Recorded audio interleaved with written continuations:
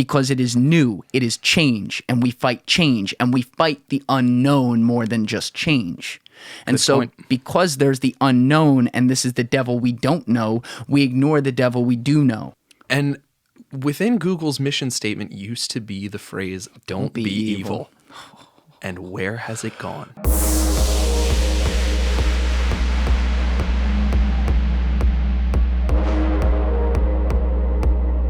And I don't know really what his path forward is, and I don't think he does either. And I'm honestly worried about him because it feels like he's spinning tires. Yeah. You know what? I think a lot of us are. Yeah. In our 20s. I mean, you and I talked about it. It's like you're not old, but you think about not being young anymore, and you think about what the upside is for you, and then you're thinking about, well, what am I really good at? I don't know if I told you about this, but I always heard this quote. I had read it somewhere, I'm sorry, and then I always repeated it to myself. I think it was attributed to Jim Carrey. I don't know if he said it, though. It's one of those social media like pictures, so you never know. But the quote was, the older I get, the more and more I realize just how much people pretend.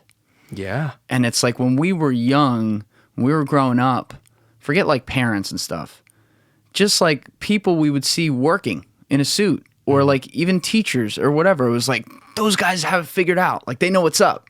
Like, or they know everything about this thing and that thing, and then they're also aware of this. They're running around guessing just like the rest of us. Yep. And what's interesting about that is what separates people who are successful in a lot of instances from those who aren't is how you deal with that imposter syndrome. Those who are able to acknowledge their shortcomings, but also understand that they have an impact on those around them, and not everyone sees the holes in their knowledge. More people see where it exists. You know, you might not see the limitations.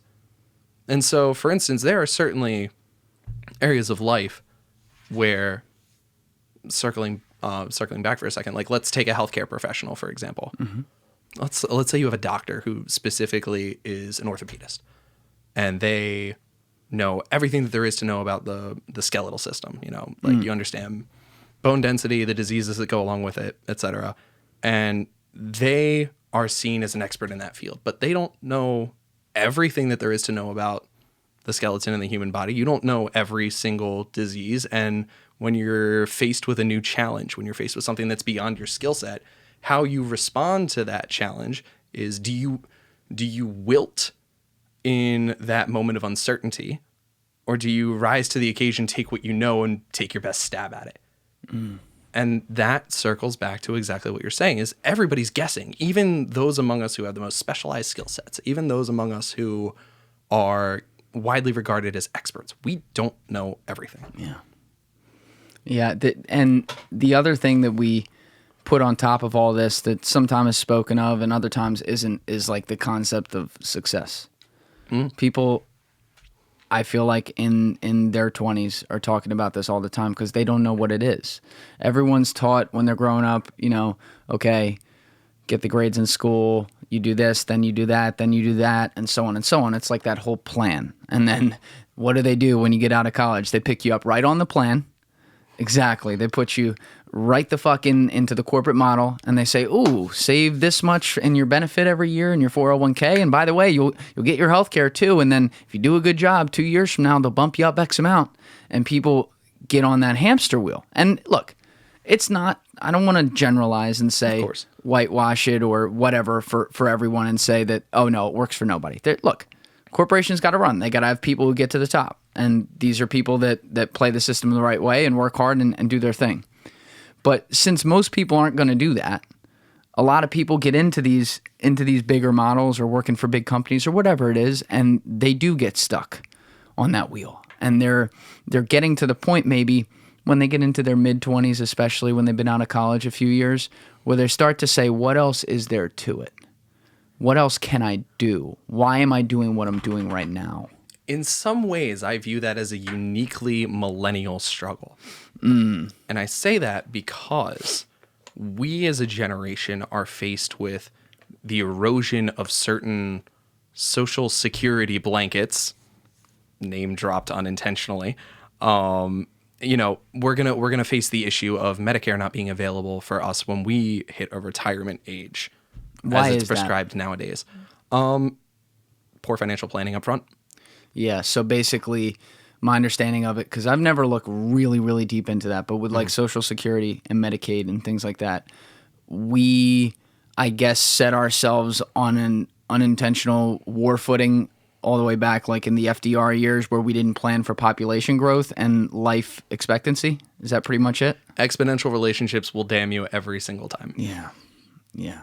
And it's also like a major, I guess, like prisoner's dilemma or something there, because if you are a politician and you vote against funding Social Security or something like that, this will be your last term, whenever that is, that you vote on it. So all these politicians are going to, unless they all band together and say, we are all voting against it, in which case there will be some people back home that say, fuck it, I'm running for Congress. And they'll all get unseated.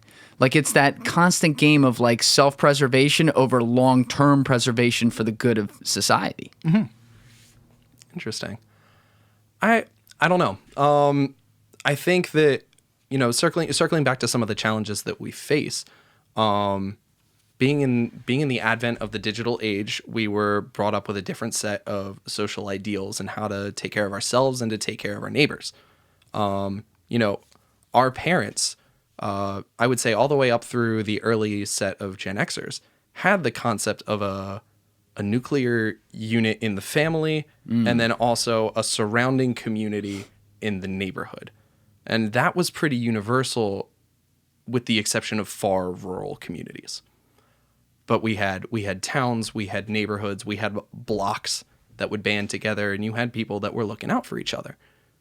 Among millennials, I find a lot of us seem to be more geographically individualistic. Yeah. Part of that is due to greater availability of cars. Like the number of cars owned in a median household has risen a lot in the last 20, 30 years. Some of that is availability with platforms of digital communication. Like it's easier to stay in touch from longer distances. But we've developed different social constructs and they're manifesting politically. And we're going to have to find a way as a generation to adapt to the absence of some of those security blankets that were afforded to generations ahead of us. Oh, so when you say manifest politically, you're talking about like Social Security, Medicaid, Yes. and some of the things that can't be funded. I'm trying to tie it all the way back. Yeah. And so this actually feeds back into your original point in that we get stuck on this hamster wheel, and that hamster wheel worked out for our parents. It did.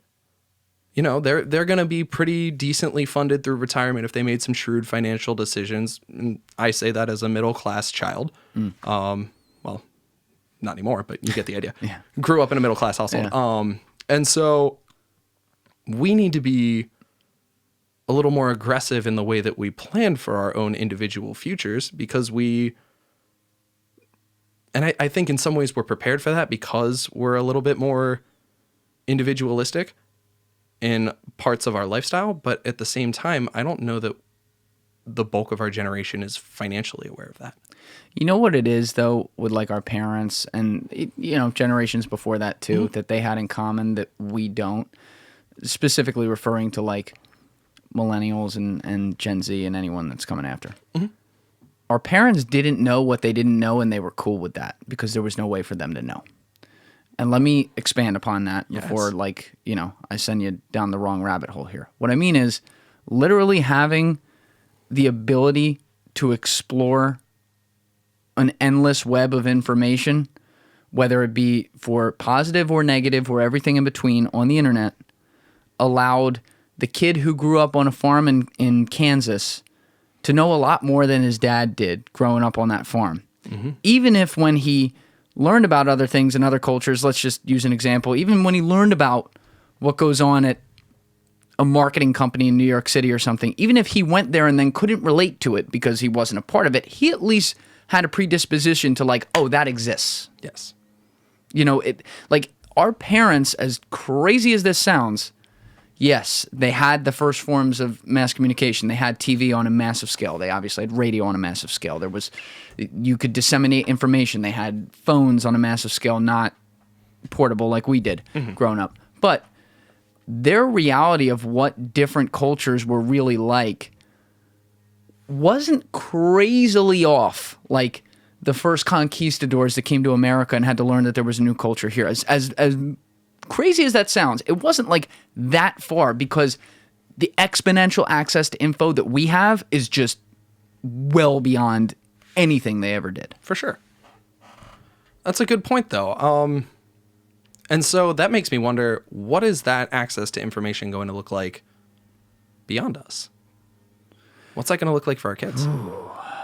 I mean, everyone talks about like what is the internet 3.0? Because like we're at the dawn of that right now, right? But I mean, it always comes back to AI. Like there's going to be some sort of reality. If you're asking about like what kids are going to know that we couldn't understand, I actually think we might be seeing the first frontier of that. And I'm a little bit afraid of this just because I don't like the implications. But there was an article on the BBC, I talked about it in another podcast, where they were talking about like fake influencers and how they birthed a movement of what's called virtual influencers online, which are what they sound like. They're not people. They are fake creations, like little CGIs. Very real profiles. Exactly. So there was one in 2017 that came up out of nowhere, a supermodel named Shudu, and no one knew who she was, but models were literally following her because they're like, oh my God, her aesthetic is incredible. She was a full-blown model. So the work that was coming on there was unbelievable. And they're like, what publication is this in? This is crazy. She got quickly over 100,000 followers, and it turned out she was a CGI creation. And so her owner, or whatever you call them, the person that created her, like the account owner, had to announce like, oh, she's not real. This is not a person. And it opened up this Pandora's box that eventually led to accounts like Lil Miquela. You ever seen that one? I have, yes. Yeah, so she literally has singles on YouTube and shit. She has like charity causes. She's like friends with celebrities and stuff. So in this BBC article, this one kid from Michigan, he was an 18-year-old, and look, could he be an outlier? Maybe. But he was quoted in this article, and the way he spoke scared the shit out of me, because he started talking about Lil Miquela and making her human. He was calling her she and talking about what Mick stands for and what she's all about, how she cares about her fans and all these things. And so I guess the people who were writing the article were asking him a bunch of questions, so the quotes came in context that way. And they were obviously trying to figure out whether he differentiates the two and like between what's real and what's not. And what he said, and I guess some of the virtual influencers are in a way to blame for this, but what he said is that the influencers we see who are human already come to us through a phone. Yeah. They already come to us through the internet. The channel's the same. We don't know who they are or where they're from or what they're about. So what makes them different? This is basically, I'm paraphrasing, but this is what you're saying. Understand. What makes them different from Lil Miquela? And I look at that, and so you ask me, what do I think the next frontier of information is for our kids? And I look at the development of the way that we can make what's not real seem completely real. I don't know it's existential to think about it. But it is. I don't know what that looks like, but it's got to be something tied to that when I think about it. Now, what I find interesting is that you use the word existential there as kind of a defense mechanism, as like a throw the hands up, I don't want to deal with it, get this out of here. There's absolutely no reason that I want to be thinking about something that's that heavy, but that is exactly how you find yourself in this mess in the first place. Yeah. It's exactly how you find yourself in this mess in the first place, because if no one is willing to tackle what's real and what's fake now at the onset, before that becomes so horrendously widespread that we can't render a distinction, that's how you end up in a dystopia. That's how you end up in a surveillance state. That's how you end up in a situation where real is no longer dictated by our own perception. Real is dictated by forces beyond our control. Or what the mob says is real. No, That opens up a whole can of worms. I love this. Let's It go. sure does. Let's go. It sure does, buddy. So let me ask you about this then. How do you define, and you know what? We put the term fake news on it when we talk about it. I guess it came out like in the 2016 campaign with the two of them going at each other. But I like to take it beyond that because news is like, what's the term? It's very sensational. You know, it's the news. Like you turn on what's going on in the world, whatever. I don't think it puts it to a serious enough effect when we just say fake news, right? It's almost like a hashtag at this point. But I look at it like fake or false information. Yes. I look at the dissemination of that and I see the ripple effects because you can start one little subject matter where you get the wrong piece of fake information making it into the mainstream because somebody puts it there and then it spins out into the next things that are born off of that and the next things and then it's out of control. How do we, like, have you ever thought or tried to come up with a concept of how we handle that without breaking down some human rights barriers and some American citizen right barriers in order to stop that kind of spread? I can't say that I have. And honestly, I don't know that I'm necessarily equipped to tackle that question. Yeah. I think that there are a lot of brilliant technological minds that are already trying to tackle that. But exactly what you brought up is the greatest challenge is, let's say you develop some sort of brilliant algorithm and it, shuts down 5 nines worth, like 99.999% of falsely originated facts. Facts. What happens in that 0.001% where you're shutting down real information? Where do we, as a society, select our risk acceptance? At what threshold is our tolerance for accuracy going to be accepted? Because, we discuss the sharing of false information today as though it's a new challenge. And in some ways it is, the proliferation of it particularly. How fast it can spread. Yes. Yeah. That's absolutely a more recent and modern challenge. But people have been lying since the dawn of time. Oh, yeah. Everybody has an agenda that they want to push. And what about like stories down the line, like whisper down the lane with stuff? Absolutely. Story changes. Once it gets through like 2 people, it's different than whatever the original story was. And was it true even? That's an experiment you play when you're, 4 or 5 years old, preschool, kindergarten status? Like, now put Twitter behind it. That is. You can reach anybody. Absolutely. Any platform. You know what I mean? Mm-hmm. You have startup accounts that, you tweet 5 or 6 inflammatory things and get discussions going, 10K followers the next day. Yeah, that's a crazy concept to me. I mean, maybe because I'm just not, I don't think like, let's tweet something inflammatory today. Like that's just not what I do. But yeah, there's people who are able to get in there and then people are like, I like the way this guy thinks, and who is it?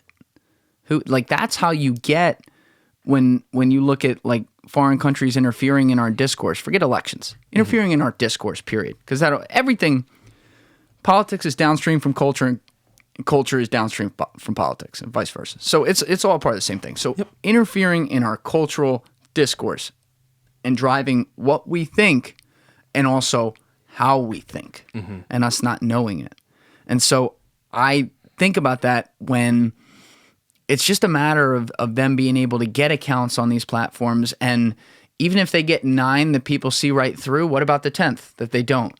That then gets that type of following. Not even a following, but just is able to start the discourse somewhere and get someone to say, oh, yeah, that was right what that guy said. I'm going to say that to all my people now. Well, in advertising and in marketing, they have, you obviously have your metrics for subscriptions, for engagements, but the one that is potentially the most impactful in a social media sense is impressions. And how many times does this post appear on someone's feed? Can you define an impression for us? An impression is exactly what I just said. It's an appearance within someone's feed. Like, does it show up on the screen? My question is, does that have to mean that they physically, or not fit? I guess it is physically, that they saw it or that it was put into their feed and maybe they didn't see it? So maybe that is defined specifically by the tech platform that is hosting the advertisement. I really don't know that. I would assume that it is presented to the user, and at some point it was displayed for maybe a minimum number of frames, and then it was gone. Got it. And something registers as an impression. Like for YouTube, I would imagine an impression is something that shows up in that sidebar of like related videos, regardless of whether or not you actually saw it. That would be my best guess. And engagement is where the user might take more time to look at it, or you had some reason to believe that they actually read the text or they clicked on it or something of that nature. Click the picture, media, stuff like that. Yeah. You know, you have site analytics that take you to the next stage. You've got scripts that run in the background that say, hey, this user moved their mouse over this at this time.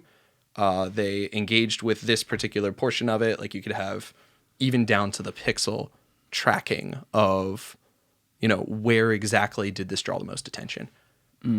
The analytics behind it are, you know, the possibilities are endless. It's wild, but bringing it back a couple of steps, we were talking about the whole how far does fake news proliferate, and so you don't have to get the subscribers, you have to get the impressions, and so within social media, there are multiple ways to do that. You can have your following. Or you can have a post that goes viral of its own nature. It takes on its own life. Those are far more dangerous, in my opinion. There's this quote. It's a famous quote. I don't know who the hell said it, but you hear like motivational speakers say it when they're talking about attacking something to get great at and how you got to beat away at the same fundamentals. And they'll say, like, if you shoot an oak tree 1,000 times, it's not going to come down. But if you shoot it 1,000 times in one place, it's gonna. Yes. Right?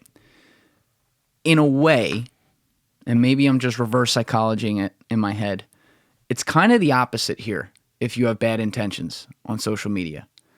Your job is, like, Twitter's just an easy example because you're limited to 280 characters unless you do a thread, in which case you still kind of are to get someone's attention. You're limited to the first one. Right. And it's quick written word that people can pick up right away. Whereas on YouTube, they may need to watch a video for 4 minutes to really understand what it's about. Or, you know what I mean? So on Twitter, you may not hit maybe the same subject matter in a different context 1,000 tweets in a row. Right. You may just hit 1,000 different subject matters that fall under a certain type of personality type or line of thinking or way to reach people based on things that are trending or ideas that other people may have that they want to find people who agree with them on it, such that someone comes across it and maybe not the first 10, maybe not the next 10, but the 50th tweet or the 100th tweet. It's different for everyone. Suddenly it clicks and they're like, oh yeah, you know what I think? That's what I think. Boom. Now they're on that train, and now they're in that echo chamber of that confirmation bias of whoever this was, don't even know who it was. They just put the idea out there, and I agree with it, so fuck it, I'm in. And that must mean it's real. And at a certain point, when you are, you know, once you've hit that subscribe button, think of it this way. Subscriptions are easily turned off and turned on, right? Like you can click the button, it's turned on. You can click the button, it's turned off. But how often really, and this is a direct personal question to you, how often really do you find yourself unsubscribing from a media source? Rarely. Interesting to think So about, true. right? You subscribe to more than you remove. And in a sense, there are benefits to that, absolutely. You should always be widening your perspective. You should be listening to conflicting voices, conflicting ideas. But what if you screw up? What if you fall for it? And in the event that you do, and you end up in a situation where you have subscribed to an AI, perhaps, you know, as we're discussing these dystopian possible futures of Internet 3.0, just based on personal experience, you're a lot less likely to unsubscribe from that unless it is directly refuted as false or sullied in the court of public opinion. And so if you hit that subscription, you continue to be exposed. And then more and more of this information is laid out before you. and you get more and more of this stimulus, and it's conditioning.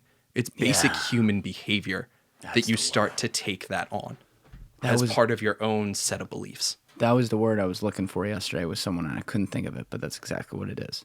It's conditioning. And it all comes full circle, too. Like, you see all those people on Instagram using, like, InstaZood and all that stuff for follower growth. Mm-hmm. The whole concept of that is it automatically unfollows people for you after following them because it's betting that, you know, some of them will follow back, and then they'll forget you're there. Exactly. And then they'll just keep it. You're right. Like, people don't... It's just like not a thing because it involves organization and effort. You got to go in and organize what you're going to be exposed to, and you got to think. And people are like, "Nah, I don't want to do it. I'll do it tomorrow." You just said the organization word, and I have like red blaring sirens in my head. Yeah, because of the whole corporate speak. I mean, dude, and that's the other thing.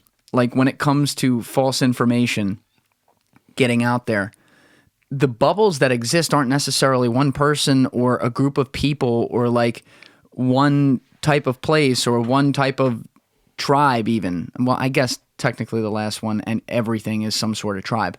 But like there's such a level of distrust in all media now. Like I'd say mainstream media in general, just talking about their traditional outlets, but even online where you have media that is more open internet culture and also going to tell you or at least strongly imply if they're left or right or whatever their bias is. But you see these different, what I call thought bubbles form where it's a constant war to them. It's a war on ideas. And so they can't, like I see good people go into it who have the right intentions and are very, very smart. But then they get so married to the fact that we can't give up any ground. Like, if we're wrong about something, we can't say it, that it gets to the point that they're like, we can't even recognize it. Mm-hmm. So then they just start saying things and getting into these patterns where they're spewing stuff that's not real. I mean, you saw it 1,000% over the summer when it got really out of control. And this was not just mainstream outlets. When people were showing videos of like, you know, a protest and saying this is a peaceful protest and there's like buildings burning and shit behind them, that's when you know we've crossed the chasm of like being able to step out of what we're doing. And it also defeats the purpose because then you let things like that overtake the right intentions. You know, you saw what happened. Like you and I were talking earlier about bad apples. There are bad apples in everything. Yes. So like, protests started in June, and that one was in direct response to like George Floyd. Everyone saw that and was upset, and a lot of people who came out, it was a combination of they had been inside for 3 months, so they really definitely felt like they wanted to get out. That was one thing. But the other thing was they were motivated to get out because they're like, this is bullshit. Yeah. Like we want to see improvement here. And the cause is just in that respect. Right. And then what happens? You get some people who are like bad motherfuckers coming in there, and they do some bad things. And then what happens, the media gives them attention, and it's online media too. Again, I want to stress that. This is online media too. It's not just of course Fox, CNN, and all these people. But they give it the attention, and they show other people who aren't in that bubble, the yous and the me's of the world. Oh, we got peaceful protests here with like the city's burning.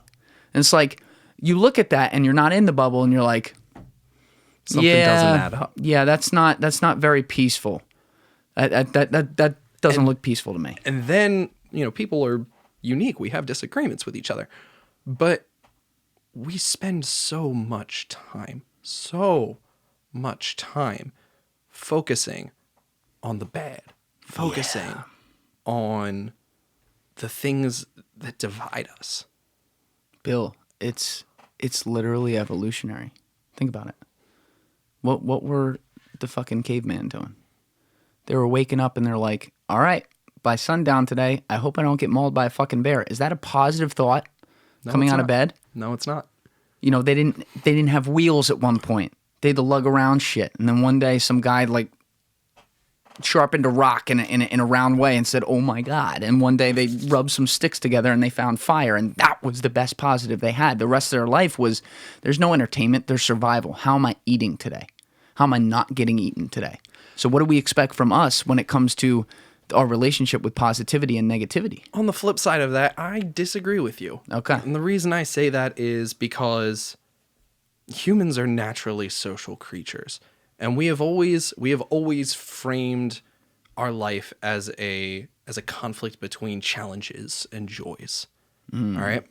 So, you know, what the original caveman viewed as the challenge of how am I going to lug this bear carcass back to my den so that I can cook it with my newfound fire, what was a moment of survival for them is, to bring this full circle in the eyes of a Black Lives Matter activist, is a fight for survival against a system that's rigged against them. You know, it may be of a different time scale of pressure versus, you know, not eating for 3 weeks versus maybe eventually running into an unfortunate circumstance with a police officer 5 years down the road. But to them, it's still the strife that's top of mind. It's the number one challenge that they feel they face in any given in any given day. And they don't think about the fact that, I say they, but that's not right. I mean, we, all of us together, we don't think about the joys that we have around us, the people that make us smile, the food that we have on our plate when we have it. You know, our choice of career in America, where we get to decide how we want to make our livings. You know, we don't think about all the good things that we take for granted. And even in the media, we don't think about the good things that people do, and we don't celebrate our accomplishments. It doesn't sell. But maybe we need to make it sell. I think everything you just said, because you started that by saying we are naturally social creatures, which is 1,000% correct. And I think that it then takes the overall argument and actually contradicts itself. I'll tell you why. Interesting. Okay. Because what's Facebook called? What's Instagram called? What's Twitter called? All this. What's it called? Social media. Yeah, exactly. They put the word in it. They did. Because the idea is you can connect with an unlimited number of people on this world who just happen to use that same communal platform. But when you're doing it, you're not doing it in person. You're not doing this. You're not talking with someone. You're not feeling the actual vibe of their presence. You are seeing them, like that kid from the BBC article I mentioned a while ago, where I was talking about he couldn't tell what was real and what wasn't. You are seeing them through a reality that they create for you, and in a non-direct interaction way. So the reason I bring that up is because if we are naturally social beings, to bring this through to the point of like negativity versus positivity, we've created an environment where the place where we go to be most social and feel most social technically isn't with other human beings. That's why you go to a dinner table in America and everyone's on their fucking phone. That's why, you know, when people watch this movie, The Social Dilemma, which now 45 million people in this country have watched, listen, I'm very happy they made it. It was excellent. It was a very, very good movie. Well done. I enjoyed it. Eye-opening. It is damning. That's the thing. Told me nothing I didn't already know. And then when I heard everyone else's reaction to it, I realized very few people have thought about this.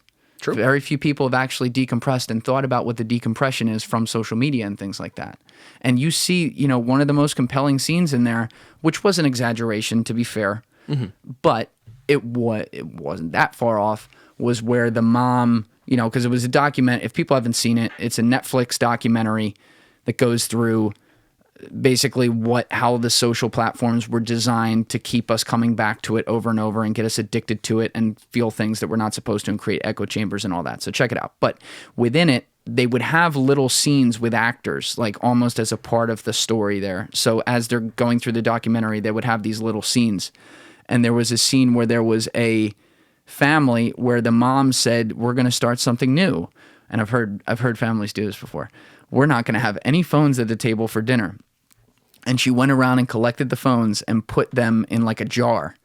And like everyone didn't know how to talk to each other because they weren't used to like they'd go down to feel their pocket for that phantom vibration and it wouldn't be there. And then the 16-year-old was flipping out. A 15 or 16-year-old girl was flipping out. And so out of nowhere, they're like, wait, where'd she go? And she went over to the jar and it had a lock on it, the jar, and she smashed it and got her phone out and went upstairs like nothing happened. Now, is that an exaggeration? Yes. But that is how she, like, as a Gen Z or 16-year-old right there, that is how she knew to be the first frontier of being social. So when I look at this positivity versus negativity, and you talk to me about like the news and how we need to make the positive stories sell. If they did, they would have already. And maybe we do have to find a way, but that involves like legislation and a slippery slope. The negativity sells, and these kids were raised on it. But come at me on this. I don't know that I agree with that. And the reason I say that is we find ourselves in a society where the best and most compelling writers and marketers have found a system that works, where you can sell the bad. So why, if it ain't broke, don't break it. You know that's how businesses run. Yeah. So if it's already a successful message where you can sow discontent and, you know, drive further engagement through conflict, which admittedly, I get it. Conflict is a stellar unifier. It draws attention. It encaptures. But there needs to be a sense of social responsibility among those marketing and social media tycoons, where you need to realize you're dealing with a conditionally renewable resource. And the reason I say that is there's always going to be people and consumers for your media. But will they stick with your platform? Will they associate you with a positive experience? And so if you lean too far into the negative and people just get mad using your platform, it will eventually fade and lose its popularity. But if you give them nuggets of positivity and a little feel-good story every now and again, you re-invoke that process of positive feedback and positive reinforcement that the entire social dilemma is founded upon. Which these platforms do, by the way. Which they do. And they have that perfected. But what I think we need to realize is that it is perfected for them for now. What we're failing to acknowledge is the long-term and chronic effects on the morale of our society. Think about it today, 2020 versus 2010. Which version of America is happier? The argument needs to be 2010. You picked a bad year, but yes. Well, yes. I did pick a bad let's say like 2007. Okay, yeah. Or 2012 even. Let's go with either of those. Yeah. You know, the point stands. Compare present day to a point in relatively recent history where these social media platforms were, let's pick 2012. Facebook was firmly entrenched as, you know, king at that point. MySpace is gone by the wayside. Rest in peace. Where is MySpace? What if all this is MySpace, Tom? What if he's like pulling the strings? What if he's like in a bunker somewhere and like all the social media companies report to MySpace, Tom? Ladies and gentlemen, this is what happens when you reject your top 8. Yeah. If you know, you know. Right, go ahead. Oh man, I haven't thought about that in a while. But 2012, Facebook is king. Twitter is on the rise. Vine is just starting to make headway as its predecessor to TikTok. Yeah. Snap is in its infancy. And you know, we're in this period of unprecedented growth of social media. And you know, it's before it's really totally got its hooks in. Yeah. Were we happier as a society in 2012 than we are today? Yes. How so? Can you put your finger on the pulse as to why? We were less consistently connected. Like, because let me even add a layer to it. 2012, mass adoption of iPhone was coming in at that point. Yes, it was. It was, but we were at like iPhone 4. Sounds right. Right? It didn't have, it was not, the iOS, along with the phone itself and capabilities, did not go nearly as far. It had already gone far, let's be fair. Oh, yeah. But it did not go nearly as far as it did even in 2016, 2017, let alone today. So there was, statistically, our attention spans were, I'm trying to remember the Microsoft data correctly. It was probably still somewhere in the range of like 10, 11 seconds back then. Now it's like 4 or something like that. But our attention spans were longer. Our phone usage was probably, and I don't know this for sure, so we can check this later, was probably statistically a little lower still. I would agree with that. Right? And to your point, there was not as much wide-ranging, high-quality, constant social media in your face where it was also the first point of discourse for everything that happened. And what I mean by that is the mainstream TV was already in trouble, but the medium was still much more powerful then than it is now. The cord cutting was not at that level. Netflix, as an example, was like not an enormous thing. They were a smaller player. They were big. They were still mailing DVDs. I think maybe even in 2012, but you saw a massive shift occur really like starting right before then and through like 2014, 2015, and after that, I mean, it was all mass adopted and these became the platforms. I think the place where we probably should have known like, oh, we've rung a bell here and it's not going to be unrung is when there was between the media, the government, and random fucking eyewitnesses on the ground, when we were getting a tweet-by-tweet live report of Osama bin Laden's killing on May 1st, 2011, that's when we should have known, oh. There's some inconsistency here. Not even just that. 100%, because no one recognized that at the time. People are like, oh, no, it's still media sources. Like, they'll win out. Like, they have all the right intentions in mind. Like, we still had that. Most people still had that thought. There was the concept, though, that like, oh, this is where we're going to go. This is point one. You don't go to TV first to find out what's happening. You go to Twitter. Well, it's faster reporting. It's more instantaneous. Yeah. We wanted to know because that was such a pivotal moment in modern American history where we wanted to know the second it was going to happen. Yes. We knew we were hunting. We were literally in the throes of a manhunt of one of our greatest ideological rivals. That we hadn't thought about in like 5 years either. Yeah. As far as like the hunt. And then the hunt was suddenly on. And then people are like, oh my God, like, is it bin Laden? And then they're looking at the guy on the ground tweeting like, lots of planes, green lights, men just went into building that's back there that everyone passes every day walking their cattle down the road. And you see that guy, and then you see like CBS News can confirm was just source inside the war room at the White House. You know what I mean? It's this mix of, and it's like a microcosm of podcasting too. You went from there was a barrier, there was a middleman to you being able to get information out or be able to do your job or become a reporter or something like that to fuck it. You buy a mic, you know how to upload and everything, and you figure out how to use your phone and know people and network and then try to get sources. Like, that's what people did. Yes, sir. It's so bizarre.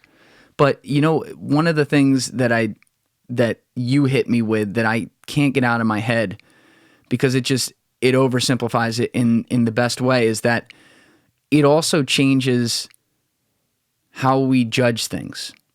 So we use this buzzword all the time, but the court of public opinion. But you took it all the way, where you were like, we have the court of public opinion, and then technically we have the courts that handle things, but it doesn't matter by the time it hits the court. It's already decided, and then people don't change their mind. How does this happen where we get so locked, like we hear even just minimal facts, but we immediately associate 12, 15, 1,000 different things and say, no, that's what happened and that's it. I don't care what anyone tells me. This goes back to my argument about social media and conditioning. So your subscription to an outlet, which is what Twitter accounts are, they're media outlets.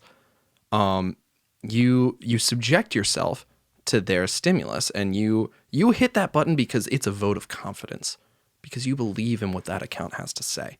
That's what a subscription really means. It's, I am interested in and I subscribe to the words, thoughts, and ideologies put forth by this social media account. You might not realize that that's what you're doing, but in a way, because of the plasticity of the human mind, it is.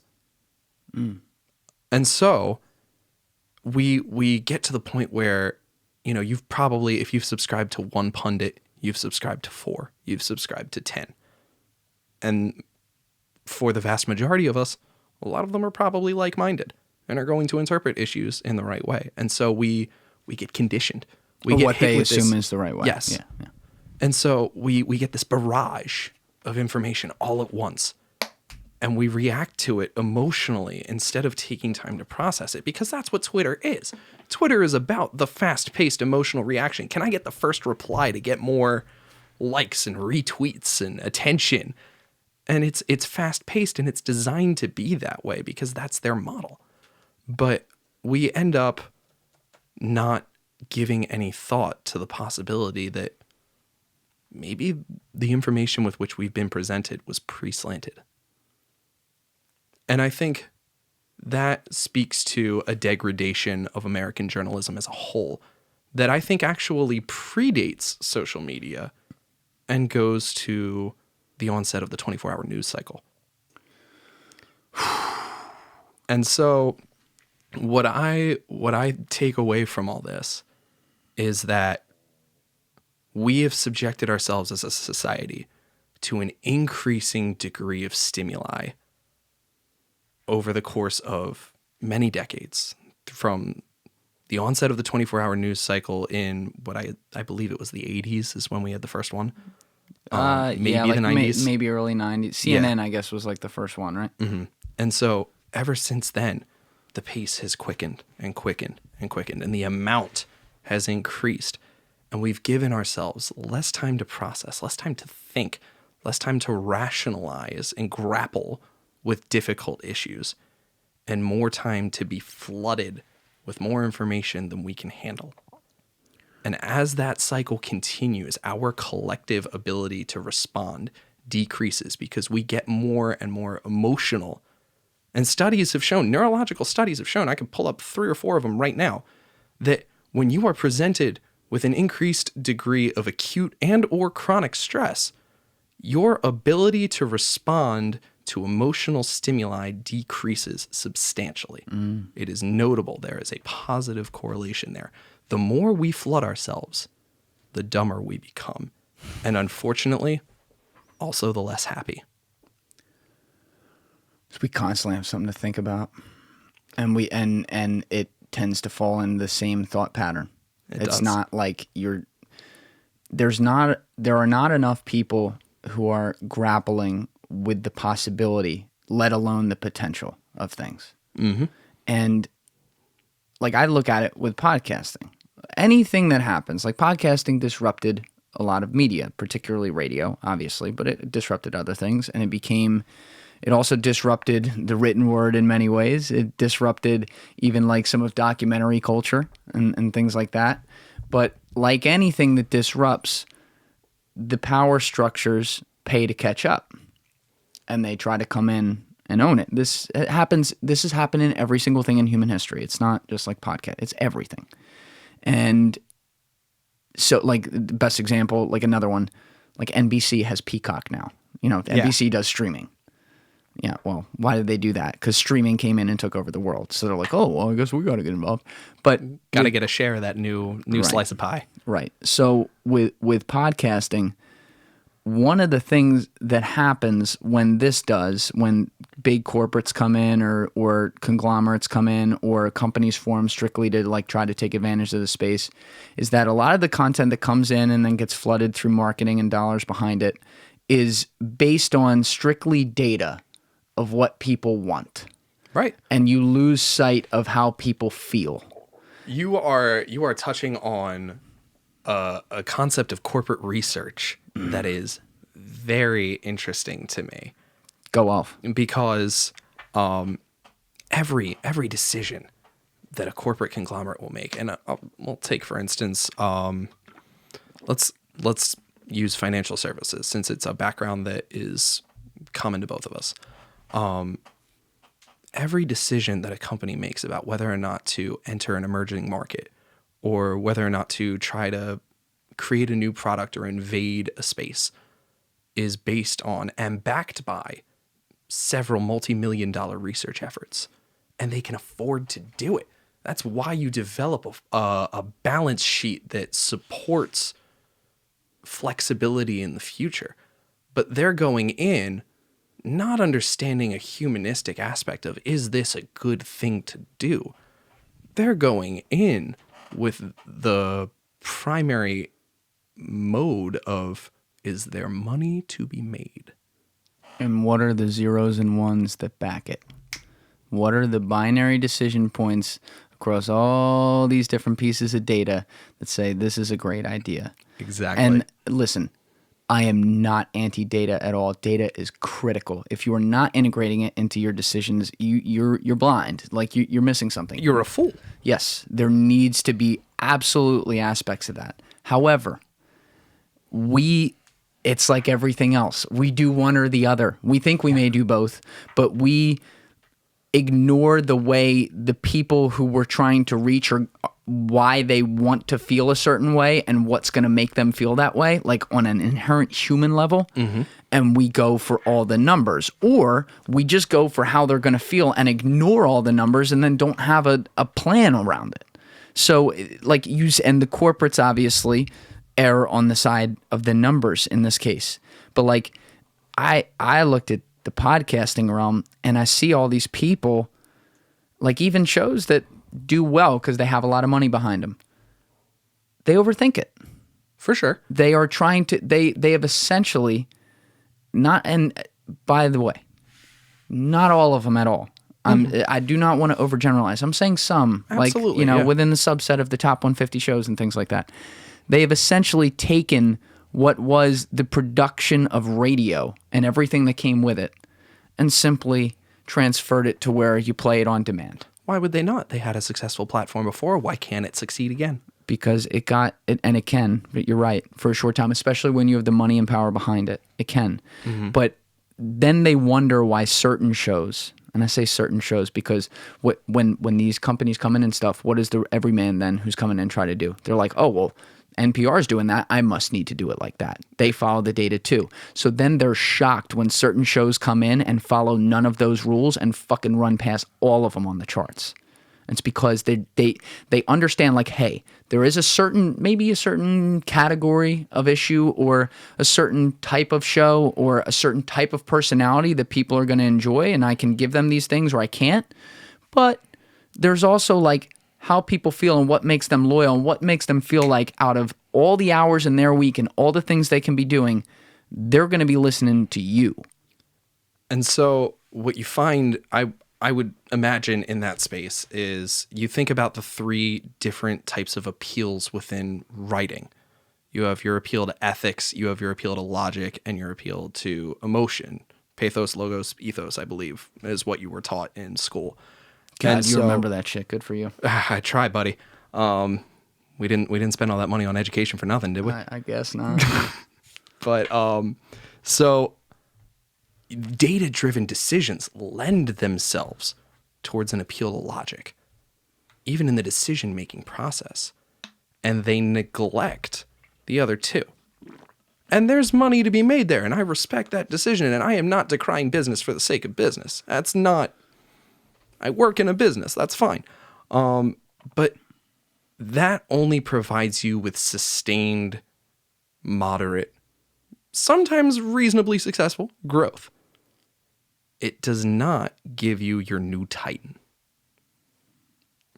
And so if you can back reasonable growth and use that to maintain a position of dominance within an industry, then good on you. You're doing the right thing for yourself by only appealing to logic, by only using data-driven metrics to drive your decision-making. But for an upstart, for the everyman, we're not afforded that same luxury. We don't have millions of dollars waiting in our coffers to throw at market research. Mm-hmm. We just don't have it. The means are not afforded to us. And so we're left with, and this is part of the beauty of the American economy and capitalism, other avenues through which we can develop our success and become upstarts. And those are typically your disruptive shows that appeal to passion, that appeal to human interest, to ethics. You know, that's how you gain new audience, new appeal. Yeah. At least from what I can see. Yeah, like everyone was so shocked by like Call Her Daddy coming out. Yeah.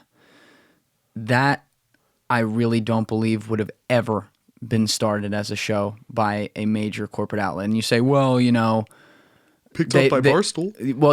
Well, Barstool picked it up when it was done. Barstool would start it. And Barstool's like, they are technically corporate now, but they pretty much build their entire world on reminding themselves that corporate sucks and like we're not going to do that. So some cynics will say, well, there's still an aspect of it, sure. Of course. But the personalities there and the fact that they're constantly publicly facing, that helps against that. But what I was going to say is like some people may say, well, Howard Stern's been the biggest show on Sirius for a long time. You remember when Howard Stern took over radio? What that was like? They're like, this will never go. This will never, and he took it by storm, so much so that when Sirius came to buy him, he was already the biggest thing. So of course they bought him, just like anyone, if they could, would buy Call Her Daddy right now. As a data-driven decision. Yeah. Yes. One of maintenance, yes. Not one of emergence. Yes, exactly. And so people see these things rise, and it's hindsight is 20/20. They're like, oh, I see why that works now. Oh yeah, the data supports that, all these females want to talk about, men and how much they suck and also like their sex lives and stuff, and then men are going to want to listen to it too, so it'll have a 50-50 audience. Of course every corporate says that now, looking to Call Her Daddy, but like, well, now you have data to reflect on that backs it up. Exactly, because now they're like, oh, we have the data point, but they don't look at it that way. They're like, oh no, we would have known this all along because the data would have told us. No, it wouldn't have. If you had heard a cut of that show before it ever got heard publicly, you probably would have said, no, the data reflects that this is like too dirty, or, women don't want to hear other women talk this way. Yeah, whatever. Insert line here. And then it became one of the biggest podcasts in the world because they did it bootstrap and they did it their way. And so that brings up an interesting point of you find yourself wondering, how do you manage the conflicting priorities between being first to market and having an original idea and mitigating your risk of flop? And the real answer is the most successful shows have a very high flop chance. Huge. You don't hear about the flops. Of course you don't, they flopped. Yeah. But you find that throughout the industries. Who takes on the most risk in finance? Venture capitalists. Yeah. Who strikes it the biggest? Venture capitalists. Mm-hmm. They're putting their own coffers in with no guarantee of return, and sometimes it's gone. Sometimes they strike it big. Yeah. Same thing happens in athletics. You got a guy who's on course to make the NFL, tears his meniscus in his MCL, career is shot. Huge flop potential. You'll never hear the names. Greg Oden versus Kevin Durant. Yes, sir. There isn't, especially where the NBA was then, as it pertains. Maybe today you would say differently just because of how the game progressed, especially through the Warriors and stuff like that, and where it's at right now with the type of game. But in the 2007 draft, if you did not take Greg Oden overall, there was something wrong with your scout department. Right. He had no history of knee problems. He was a 7'1" or 7'2" player with a crazy vertical who could dribble, he had some of the best post moves coming out of college of all time. He was a passer. He was the best defensive player on the floor immediately, all these things. And you had Kevin Durant, who was also a freak, an amazing scorer from Texas.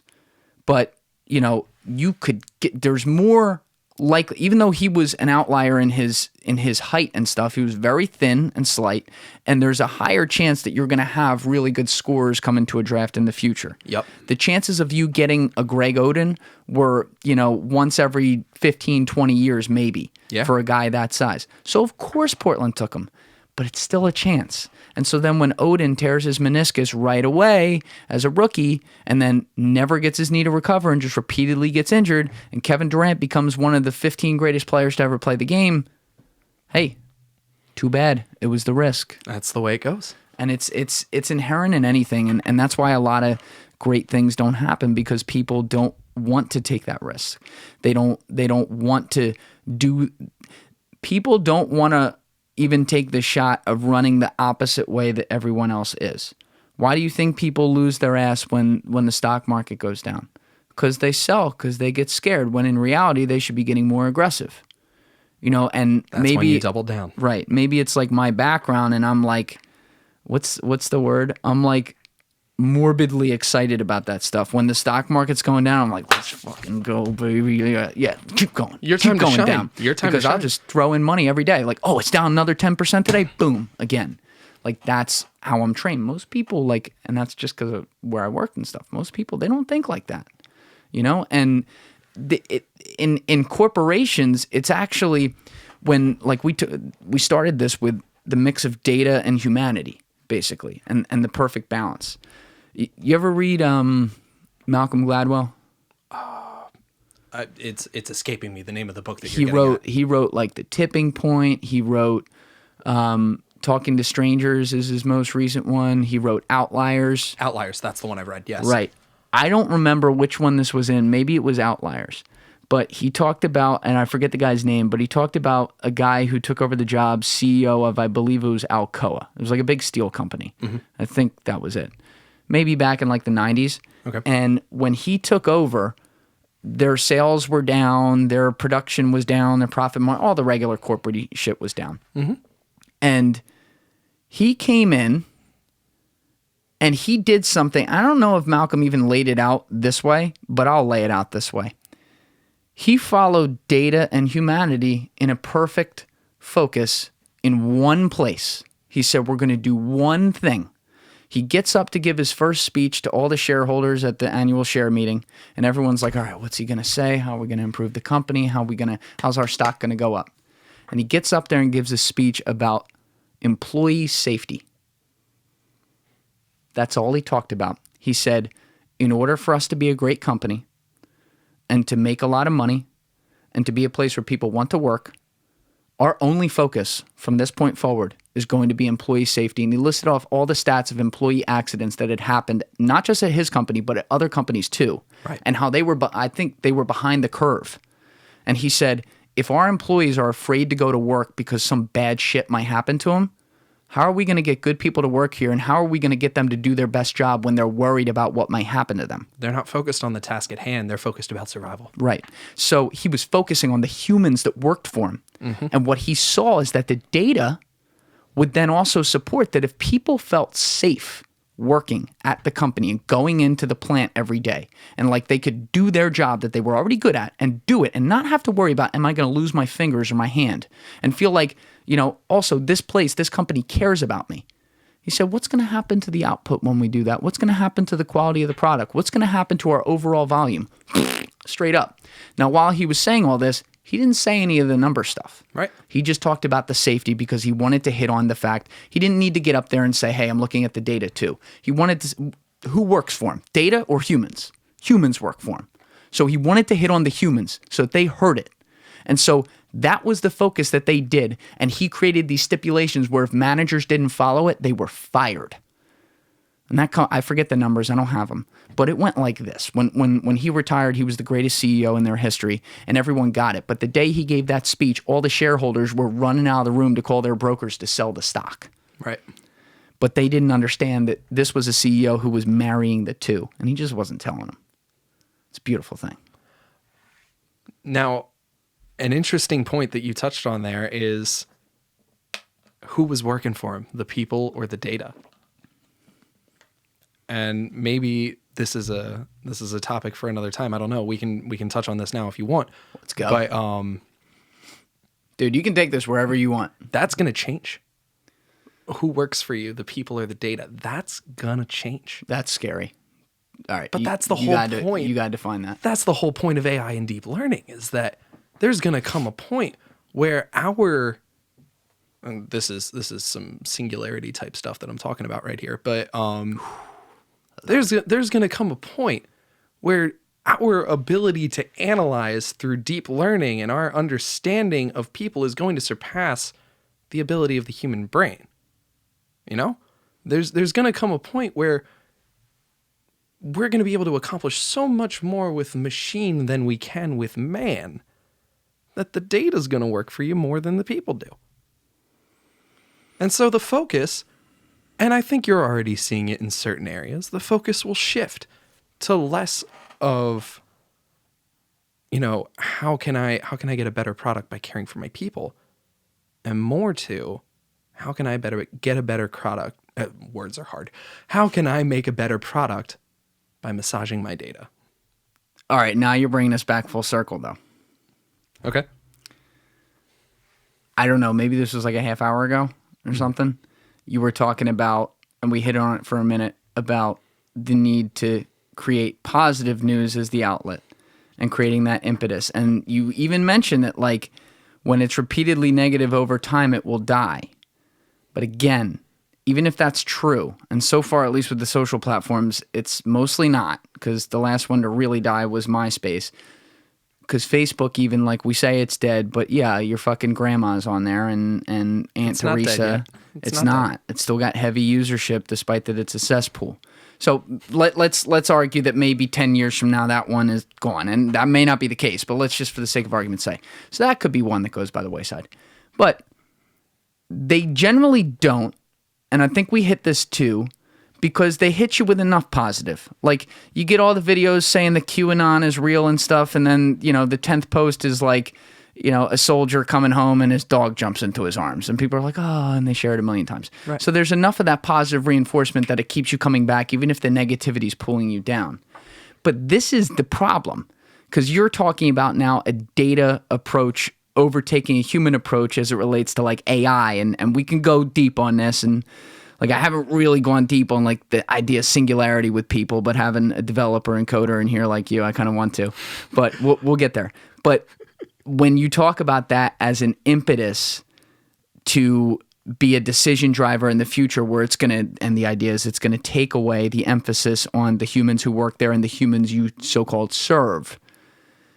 We already kind of have that with what we're doing, because the social media platforms are giving us these echo chambers, like we said in the social dilemma that they pointed out, that make us miserable and make us unhappy. Another thing we talked about, because it sells, and because they are driven by they're all public companies. They are driven by the next quarterly report, and they are driven by what did you do for me yesterday. That's why when Facebook stock goes down, $40, $50 in July 2018 because of earnings after, the whole Cambridge Analytica scandal had come out and they had to adjust all their ad revenue and things, they had to fire people. They had to change businesses, all because of one report. And it's not down there now. It clearly recovered very well. They came back.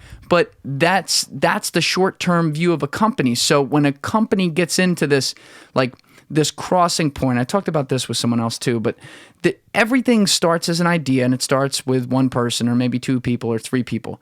Everything at some point, whether it's the 50th employee or the 100th employee or the 1,000th employee, at some point they cross the line and they cross over into the dark territory of where they lose what built them and they become what they think people want of them. I will say that is a crisis that affects the vast majority of companies, but not 100% of individuals.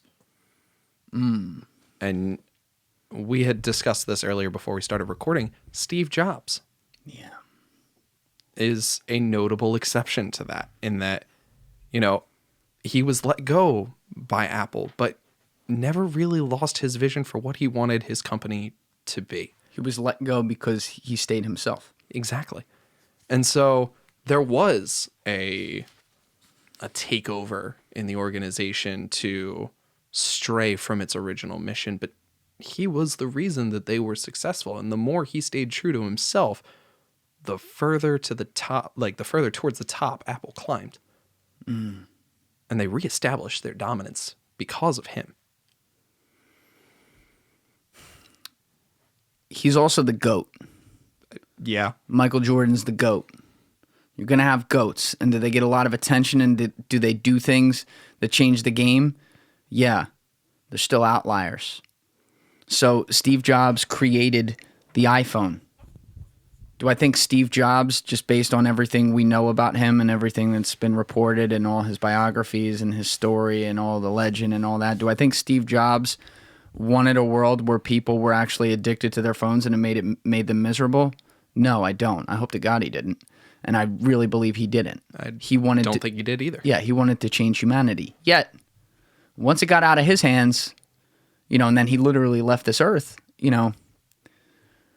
it got developed and developed and developed, not just by his company, but think about it, the app culture, everything that went into it, like anything else. It's just like, we talked about this with podcasts a little bit ago. Like, whenever something disrupts, everything, all the other action comes in and it bastardizes. And this is another subject matter that comes up a lot, but it's something we need to grapple with, because I always talk about how capitalism is the best system, and I believe in that, and I have, to use the word, I have the data, I believe, to 100% back that. And the problem is people get so tribalistic on that idea, like, I am a capitalist and I'm all about capitalism, that they fail to acknowledge where the flaws are. Mm-hmm. And then the issue with the flaws is that if you do acknowledge it and you seek to fix it, it's like everything else, comes back to the slippery slope of where does it end and when does it become something that's a different ism. Whether, people always say socialism, but there's other isms too, or other things out there. When does it become something where it's not capitalism? Obviously, the answer, like anything else, is a little bit of nuance and a little bit of middle ground and a little bit of, hey, that makes sense, so let's do it. But when you look at what we've incentivized with companies that can reach everyone, internet companies in this era, specifically communities that people can go to, which are the social platforms, we have incentivized a place where the data takes precedent over the human, because they are making humans miserable and they know it by the data, but it sells. It does sell. But, and this is maybe a foolish optimist in me believing this, I think that companies that are continuing to sell on that platform of negative, one crumb of serotonin, please, coming right up. Yeah. And I briefly hinted at this earlier. I think that they are failing to acknowledge the tax that society is paying on their morale. And that while that strategy is working today... What do you mean tax that society's paying on their morale? Going back to my suggestion that society is less happy today in 2020 than it was in 2012, mm-hmm. I think that we are seeing an uptick in mental health issues today that we've never seen before in the past. Suicide rates, partly due to isolation from COVID, but even predating the pandemic, you could see that they were very much on the rise. Feelings of isolation and loneliness among people in adolescence were on the rise, and diagnoses of depression, of anxiety, of ADHD, all on the rise. Yes, some of that is due to improved ability in diagnostics and understanding of mental health disorders themselves, and so there is an argument to be made that it was already pre-existing. But I don't think that's 100% encompassing. Oh, it's not. Yeah. I think that there is a genuine negative influence on society that is brought about by social media, and I am not damning it as a concept. I am damning the implementation of it today through the process of mostly negative news or negative information, or not even negative, but conflicting and stressing information being presented to you with that crumb of serotonin. Yes, it sells. It is captivating. It brings out the best and the worst of us, but it encourages us to live on this extreme constantly. We're redlining as a society, and we're starting to pay for it. And that's why I think that although the model works in the short term, it will eventually eat its own tail. And I don't know when that will be. I have no forecast on it. Well, you know what? I also a little bit, and this is my bad, bastardized what you said, because I took it and focused on, went right back to the tech platforms. But you were talking about in general when you said, when does data then just completely become ahead of humanity because it's the data they serve, meaning data is the employee versus humans being the employee, which Am I correct to assume that you were implying for any industry or any type of company? I am. Yes. Right. Okay. So let's actually go back to that, because the point you just made is up for debate, but there's not an answer to it. We don't know for sure or not. So no one can say you're right or he's wrong or whatever. But I think that is a possibility. That what was the phrase? The head bites off the tail. Yeah. The snake will eat its own tail. Yes. So to go back to the original point of just companies in general and the economy in general, yes, when there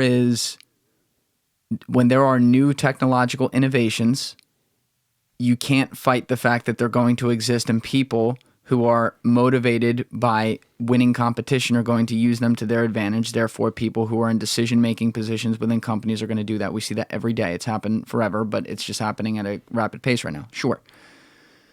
What it may do, though, is create new opportunities for people to work. So the question becomes, now we're getting really, really deep here, so I want to be able to say this right.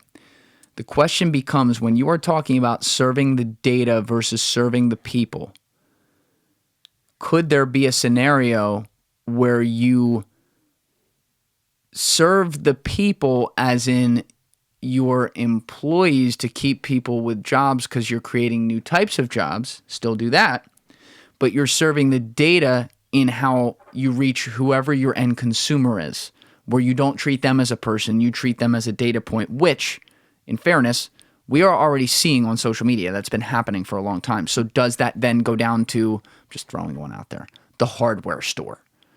I guess yes. I mean, because look at Amazon. That's what they do. They somehow know your recommendations based on data points. And so that's just it, is that that's an avenue of business that is available in the digital marketplace that is absent from business as we've known it for the last couple of centuries. Yes, let's take a hardware store, for example.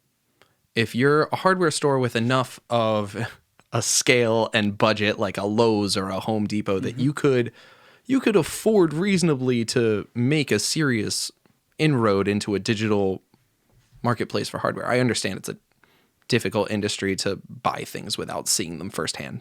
Yeah, just run with the example. It's good. Yeah. You may have a team that is dedicated to what percentage of our clientele is engaging with our light fixtures online, and how can we drive that metric up from 6% to 8%, and can you do that by the second quarter? And how are you going to do that by the second quarter? What adjustments can you make to your placement, your presentation of the product, your targeting of your audience? And that is serving the data. That's not serving the people. You don't care about the person buying the light fixture and saying, oh, that would look great on your end table. It's, how can I shove this in front of you? There is a large extent to which that already is completely adopted and is happening, which is the craziest point, because you're using it as the example to point out the clearest thing that we can concept right now without trying to think of the future and imagine how it would be. Of course. Which is why I like that you just did that.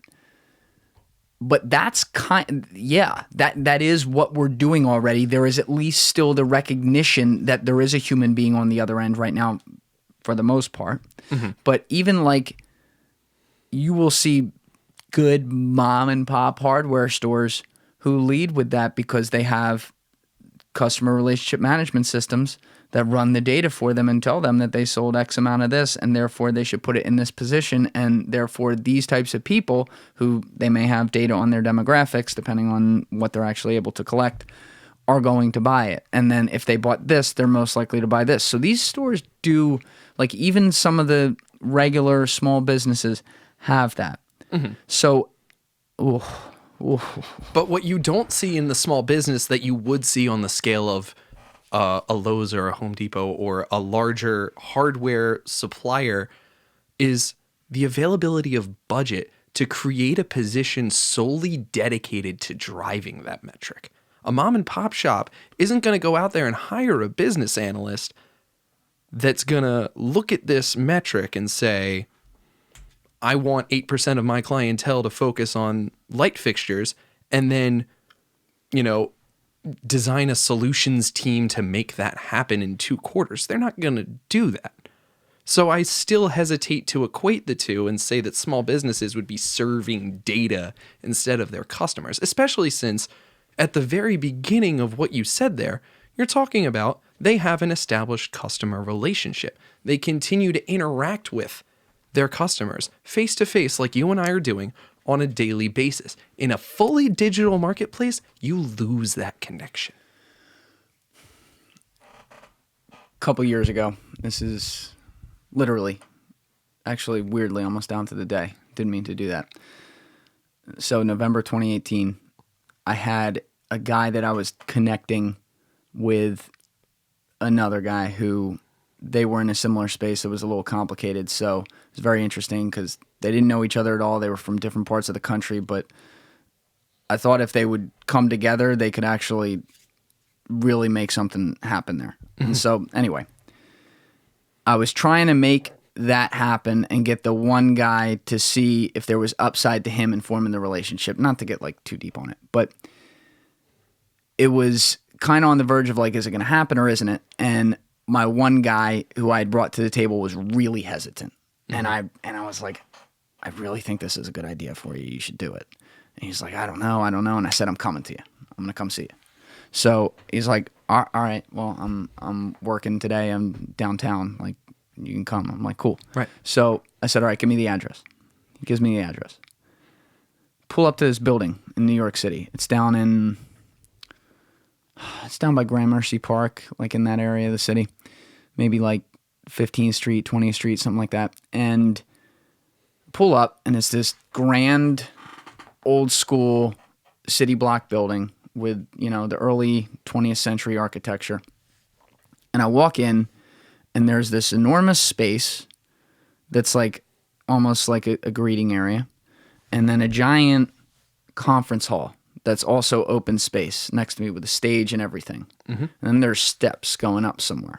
Now in the conference hall, there was clear, it was like it had a sign and it had been like rented out and there was an event going on in there. So Like obviously if we're going to this building, I'm not going in there because that's not where he is. And I'm like, I text him like when I get to it and I go, where did you send me? And he goes, oh, we're at I think it's called an Amazon workspace. And I said, oh, okay. So then I walk up and there's a couple people sitting at a front desk there. And I see their tags and it says Amazon on it. And they're very nice and, human connection. Like, hey, welcome. How are you? What are you here for? Whatever. And I'm like, almost like a concierge. Yeah. I was like, I'm really confused right now. Like at that point, I didn't even know what WeWork was or anything. Like I wasn't really that familiar with that. So I'm like, okay, I guess like this is, he doesn't work in Amazon. All right, cool. So I'm just asking the guy, I'm like, what? I'm supposed to meet someone here? Like, do you know where they would be or how I get there? And he goes, oh, they're definitely upstairs. And unless you were coming to the event. I said, no, I'm definitely not going to an event. And he goes, all right, well, they'd be upstairs. I'm like, okay, do I just go up there? He goes, yeah, we'll fill out your thing right now. And then you go right up there. So he asks me, gives me an iPad and says, just fill this out. All I had to fill out was my name, my industry, which they then put my name with my company name on a printed beautiful name tag and gave it to me when I gave it to the guy. Mm-hmm. I had to put that on there and my phone number, my email. It was optional to put my address. I think I just put it. Wasn't thinking twice about it. Several other things. My age, my income level. Yeah. That's a prying question. All this stuff. If I remember correctly, like it was like my approximate income level or something, but it was optional. And I don't know if I filled that out. But there's definitely people who do. That's a prying question. I know. And I think that was on there. I don't want to say for sure. I think it was on there though. Okay. And so I fill out all this stuff. There were other data points. And again, I'm just like, I'm trying to get upstairs to meet this guy. So what am I doing? I'm just filling it out. I give it back to him. I get the name tag. I go upstairs. There's this enormous space with couches, bars, little desks, whatever. Everyone's in their little pods, like working alone or with people. And I look across and there's this beautiful kitchen with food everywhere. Now, mind you, I didn't pay $1 to come in here. Right. They just sent me upstairs with a fucking name tag. And I'm in a suit because I worked in a suit industry. No one in here is in a suit. I'm walking in there and like, what the fuck is this guy doing here? Khakis and a polo kind of stuff. I'm Not guessing. even that, dude. Not even. I'm talking like hoodies, like my kind of swag in there. All right. I was never a suit guy, let's be honest. So I'm like, all right, I guess I like find a seat. And then I'm looking over at this kitchen and like it's a full buffet spread. Yeah. And I'm like looking for like the cash register. Because I'm like, all right, well, clearly this is like a mini calf. And then I see people like walking up and they're just taking the food. I'm like, huh. And then I ask a guy, I'm like, is that food free? He goes, oh yeah, man. They bring in food around lunchtime, sometimes a little later too. I'm like, oh, okay. Well, I haven't eaten yet, so I'll go get some of that. And I go get the food. It's like great. It's from like a nice restaurant. Whole Foods, perhaps? I don't know. I forget. But I'm sitting down. I'm waiting for my guy. He comes in. And he goes, oh, you want to go outside where it's quiet? It was November, but it was still like okay outside, so it wasn't like freezing cold. I'm like, oh, there's an outside? He goes, oh, yeah. We walk out the back. Now, this is Manhattan, New York, okay? It's got a full roof deck, open spaces. There's no one out there. We had it to ourselves. And like it wasn't like a crazy view, but I'm looking at this and I'm like, I'm doing the calculation in my head of the square footage, where this building is, what's going on, and the prices I'm running in my head of what the rent is here for everyone to walk in here free is absurd. Yep. And so we have our meeting and whatever, and then after a while he leaves, and I stayed for a few minutes and I started thinking about this. And then it hit me. Amazon was investing in spaces like this to get people like me, you, or anyone to walk in, to get all their data, and then let them in for free, give them food, make them want to come back, bring other people with them, meet people there of all different walks of life. And because they had the size and scale to invest, and they've been a company that perennially is not afraid to not have a profit if need be, though they haven't had a profit for a while now. They are not afraid to reinvest back into it and also get a low tax bill out of it. They can do it and then use all this information to learn about every neighborhood and every single place and come in and sink people and sink businesses. And it's how they stay on top. That's a data-driven approach. And to your point, you referred to the economy of scale and whether or not even like the great small business who has access to resources has the resources that are quite as good as the resources that the best companies might have that may not know the market as well, but just have the ability to come in and fucking outspend you and outlast you. Yeah. And then you look at the top of the food chain and I realized, oh my God, I just walked right into it. They have my data forever now. Well, they have that snapshot of That's your true. data. Yes, that's true. And to imply that they have your data forever is kind of a smack in the face to the concept that people can change. And some people believe that people can't change. But, even... Never mind. Yeah. People can change. That's the point I'll leave that at. Yeah, they can. Shark-infested waters on the other side of that sentence. But yes, I do agree. I think that there also comes... and I know this is a topic that you feel relatively passionate about as well, there comes a point where that snuffs out competition and takes away some of the benefits of what makes a capitalist environment great. And that is the availability of free market competition. Every free market capitalist wants competition until the competition can't be won. And that is a frontier the free market capitalists have to realize they're staring into that abyss now with the ability of technology to reach everyone around this earth and understand that they have to make their deal with the devil on it. But there is vast, widespread denial in that space right now that we are fighting a losing battle for small business right now. And so, in my own personal opinion, I think we're at a crossroads right now where we need to consider heavily, the serious pursuit of antitrust action against companies like Amazon, potentially against companies like Google, which you're already seeing. Yeah. Even possibly against social media giants. But I understand the reservations for wanting to take those on, particularly within the social media space, because there are so many players still within it. But what I think we're failing to recognize is that although commerce is dominated by that monopoly, the structure with which that company was created is of absolutely brilliant design, because they have an ironclad argument to say, we're not snuffing out competition. Our main, mode of operation is actually encouraging small business by becoming an available, scalable distribution network for third-party products and vendors.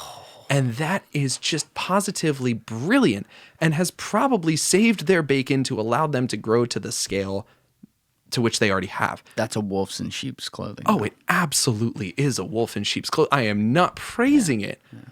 Well, in some ways I am praising it because it's bloody brilliant. But yeah. But it is unintentionally snuffing out business. And the reason for that is Amazon has proven time and time and time again that not only are they able to enter a market and distribute to a market, but they have increasingly so within the last 18 to 24 months started pushing their own brands. Amazon Basics is starting to gobble up market share in various areas of commerce.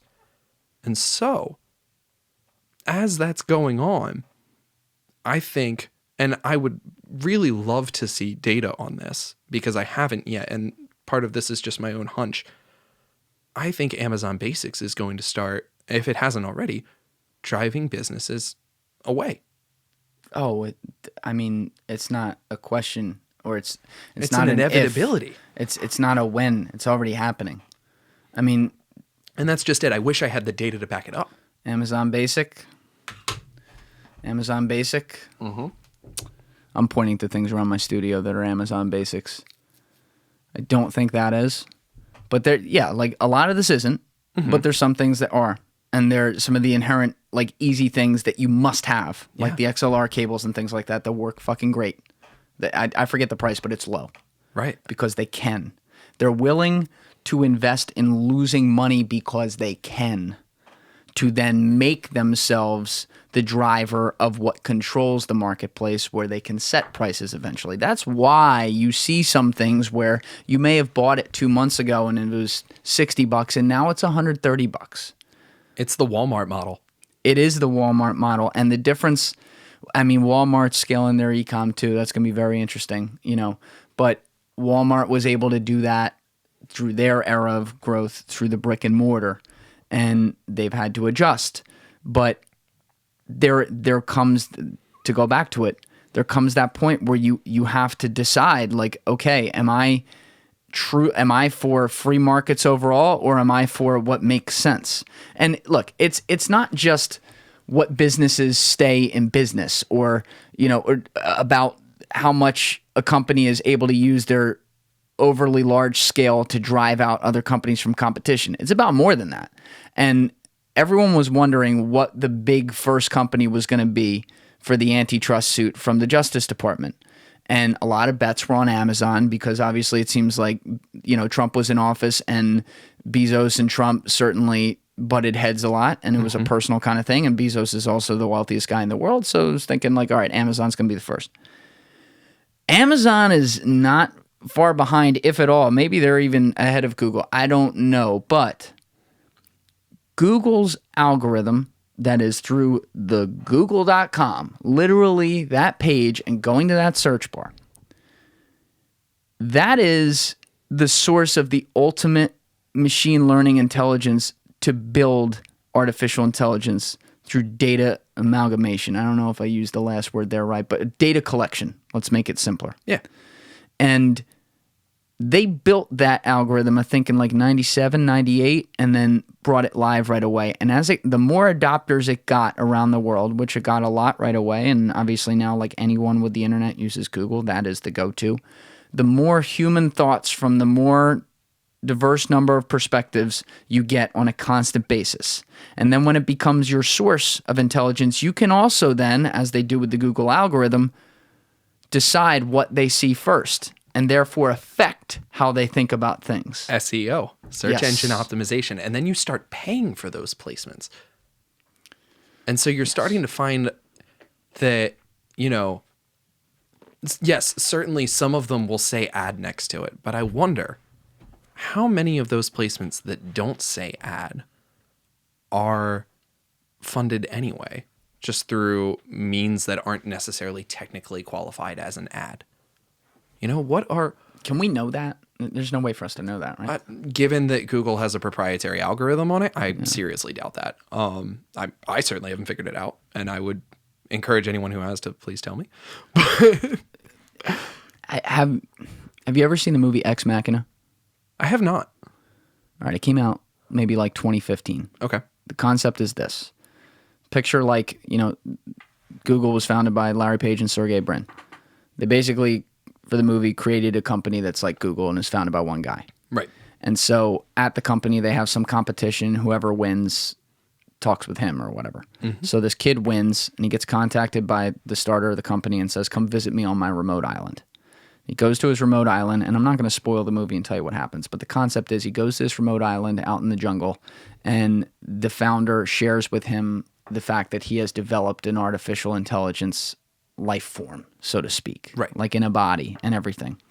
And some of it, you know, some of the artificial intelligence community and tech community is like, oh, well, some of this isn't realistic, that's not realistic. And they're right. Like some of the technology and ideas they put into it, because it's a futuristic movie, like that's not how it would go. But of course, the concept is coming face to face with things like the singularity. And when we get to that point, like we've touched on with other themes in this conversation, when we get to that point of what's real and what's not, and thinking about it, it's not lost on me that the company they created was a search engine company like Google, because we are born as life forms, not just humans either, like life forms that can't do what we do, like other mammals or other animals. Every organism is born evolutionarily, whatever, with certain things that are just ingrained in their being, like the most obvious one, the need to survive. People don't walk outside naturally unless they have something wrong with them when they're born to just like fall off a cliff by accident. We are not lemmings. That's not what we do. Exactly. It's not what we do. And so when you are talking about potentially getting to a point where a machine can function in a way that a human being can, think about all the things that, because again, it's a human developing the ability for this machine to function. Mm-hmm. Think about all the things that have to be decision points that you build into this that are evolutionary built into us. It's in the quadrillions or whatever. And they're all these sources of like decision trees and yes or no's.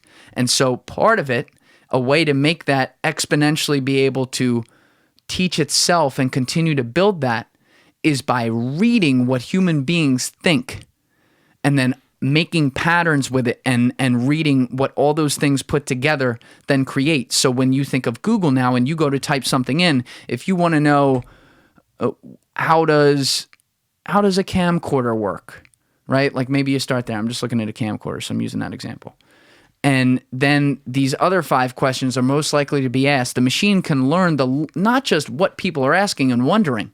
It can then start over time through data points to decide what they're going to wonder next. Right. And not just what they're going to wonder next, but how they're going to ask it, what words they use. That's why when you type in what or how or any first word, it will come up with some lingo phrases that aren't even grammatically correct because other human beings think that way. Correct. This is how it happens. Mm-hmm. And so what's interesting and dangerous at the same time about Google is that they are undeniably the homepage of the internet. Undeniably.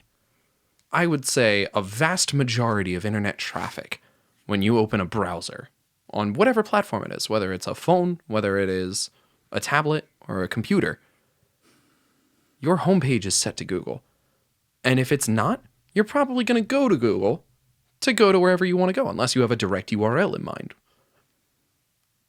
What's dangerous about that is that you have this centralization of power, because you not only control the access to the information, but you start steering people in exactly that way. And the question becomes, are the ethics behind that algorithm being held to adequate standards?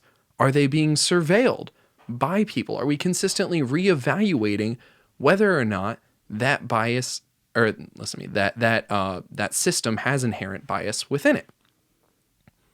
Does it contribute to the concept of an echo chamber? And within Google's mission statement used to be the phrase, don't be evil. And where has it gone? Oh, that was creepy. I knew you were going there. Well, I telegraphed it. Yeah, you saw that coming. Why is that? Why was that the phrase? Why was don't be evil the phrase? Why do you think they came up with that? I purely conjecture here. I think at one point they had this discussion years ago about, we know what product we have in our hands. We know its capability, and we know we have an opportunity to make a decision around, are we going to make ourselves the richest people in the world, or are we going to further humanity, or are we going to have a blend of both? And I think for a time, they consciously made an effort to avoid being steered down the path of greed. And they verbalized it, and they felt it necessary to do so, but I think they also adhered to it, because I would not say, through its inception, through its early phases, even its mid phases, I would not say that Google is an evil company. Yeah, I don't know if we can even... That's the thing. I don't think we can say that today. We don't know. It's the possibility of, are they? Mm-hmm. We don't know. But it was comforting from a public perspective to know that it was top of mind for them, that it was embedded into their very fiber as a company, as they provided us with service after service, from search engines to availability of document storage, of spreadsheets, presentations, a mailing system that has completely taken over the electronic mailing market. Gmail is far and away the superior system for mailing, save potentially Microsoft Outlook for business applications.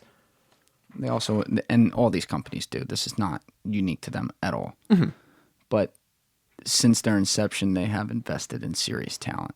Absolutely. Coming in there. And that's not, again, like that's the most obvious statement of all time. I know I'm Captain Obvious saying that, but you know, they get a guy like Ray Kurzweil to come and work there. But you are Captain Obvious in a way, but you're also not, because there are a lot of companies that will invest in people by compensating the employees that they have well and recognizing high talent, but won't go after the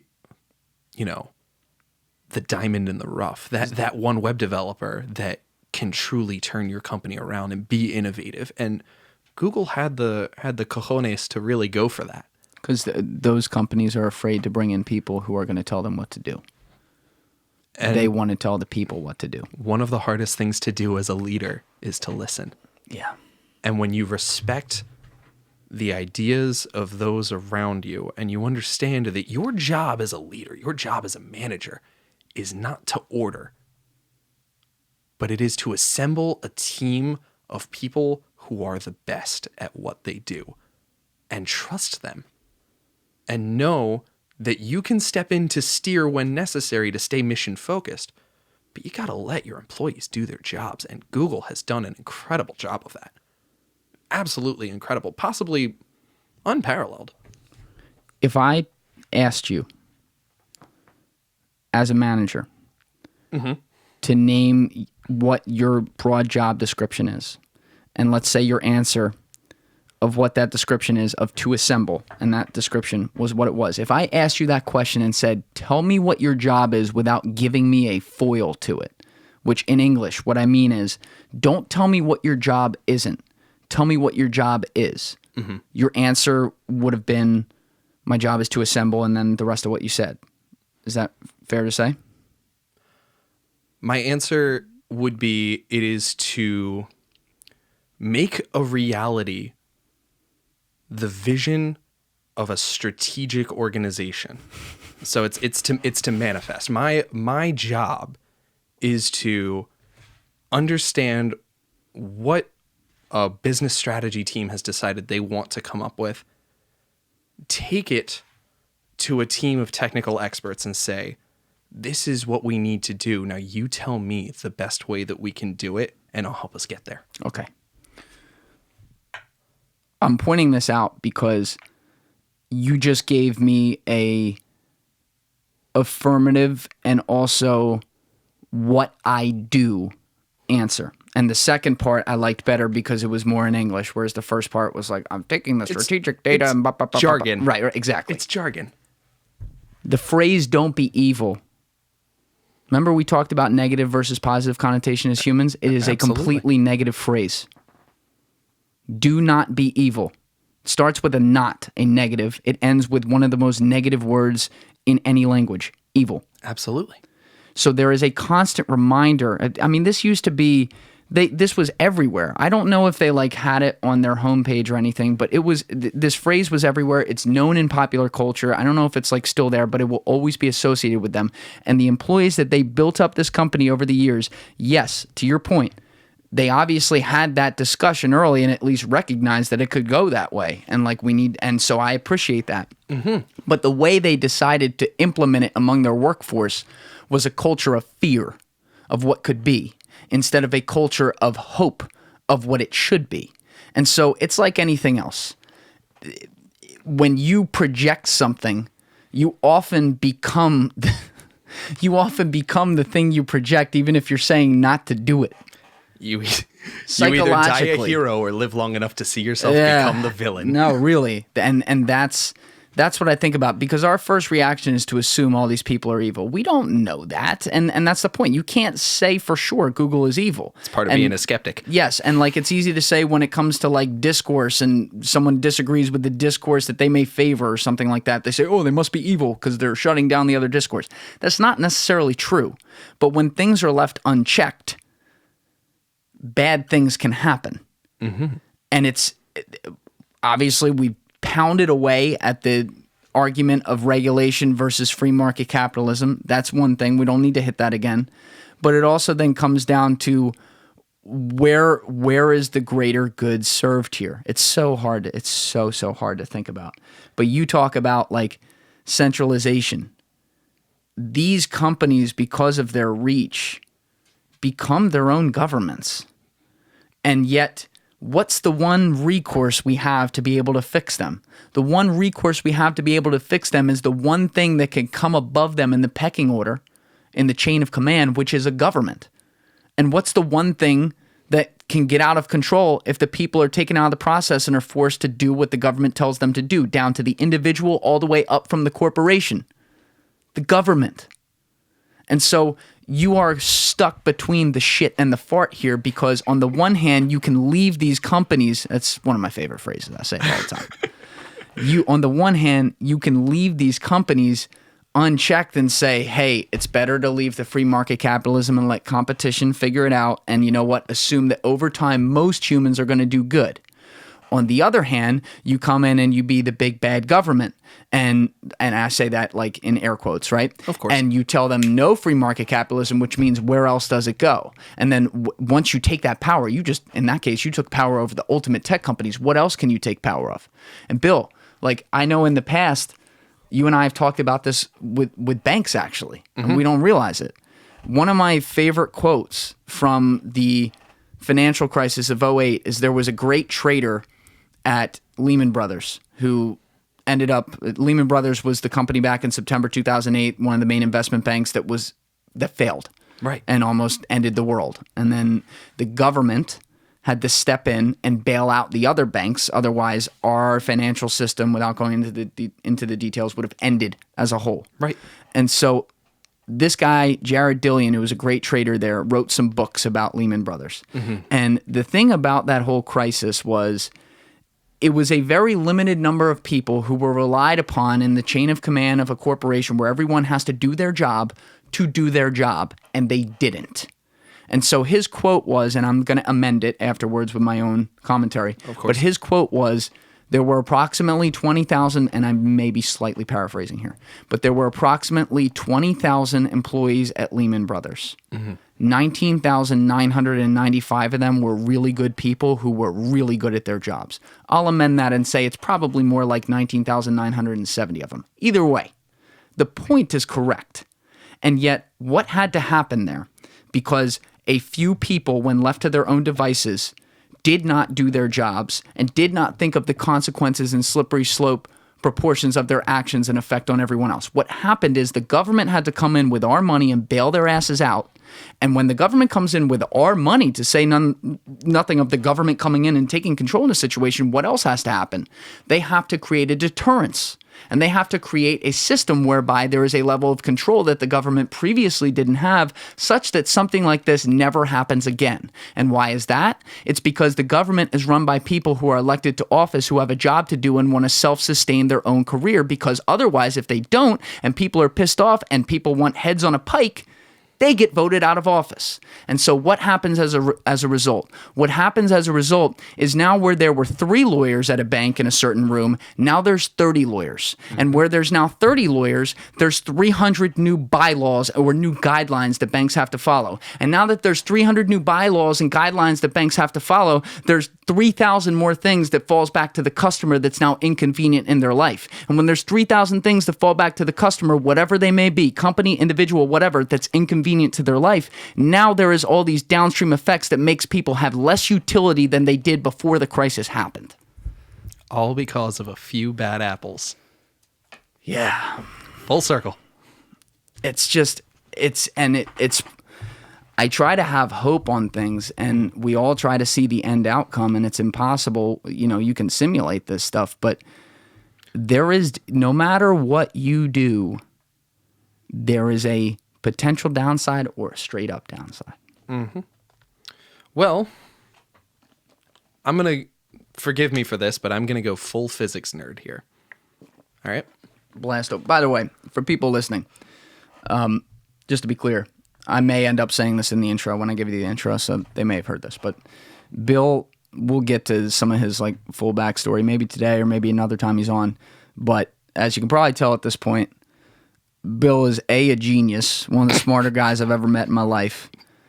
He's like very diverse too. He's not a stereotype at all, but you know, by trade, he's a developer of sorts and yet another huge tech guy. I try to surround myself with people like this because they can make a baboon like me actually sound like I halfway know what I'm talking about by injecting real intelligence into the conversation. So anyway, come on. Go ahead, Bill. Regardless, the point I want to make is, and this is a bit of a stretch for an analogy, but bear with me.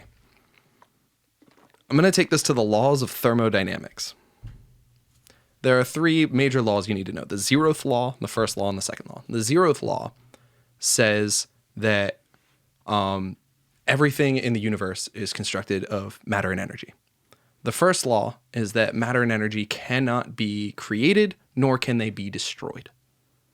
And the 2nd law is that in any exchange of matter and energy between 2 areas, between the 2 themselves, etc., some will be lost to entropy, which is a state of English, yeah. It's a state of disorganization. It's a state of, or really, it's a variance of states of where you can distribute energy. Can you? It's chaos. For layman's terms, it's chaos. I don't know if this is possible, but can you inject like a visual example onto these laws, or like a?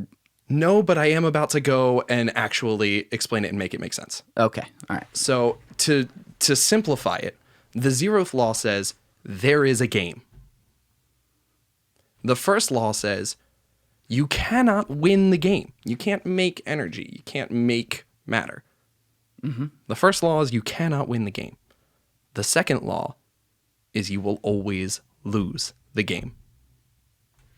You will always lose energy into the inaccessible. What was the 0 law again? The 0th law is there is a game. It's just the definition. There is a game. You cannot win the game is law 1, and the 2nd law is? You will always lose the game.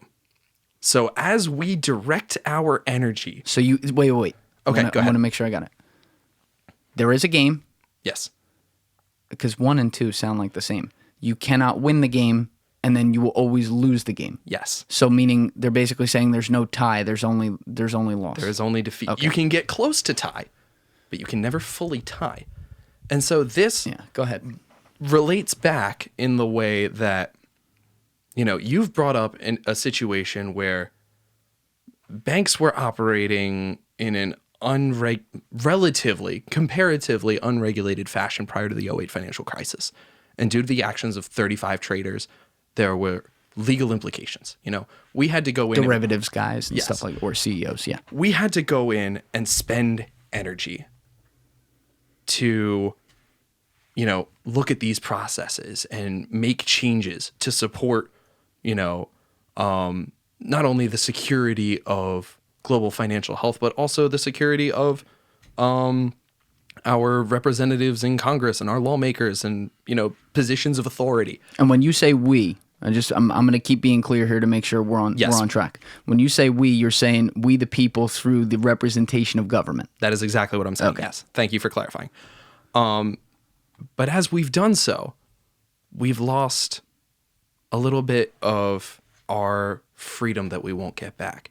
There's an increase in regulation at the expense of convenience to the customer. There is an increase in legal representation at the expense of funds put toward new products. There is an increase in red tape to access our financial services, to receive financial advice, to potentially propel ourselves toward independence and success. We've added litigious components to this process that absolutely come at the expense of our financial freedoms, of our personal freedoms, of our ability to direct our careers. We've erected more laws and by doing so created more chaos.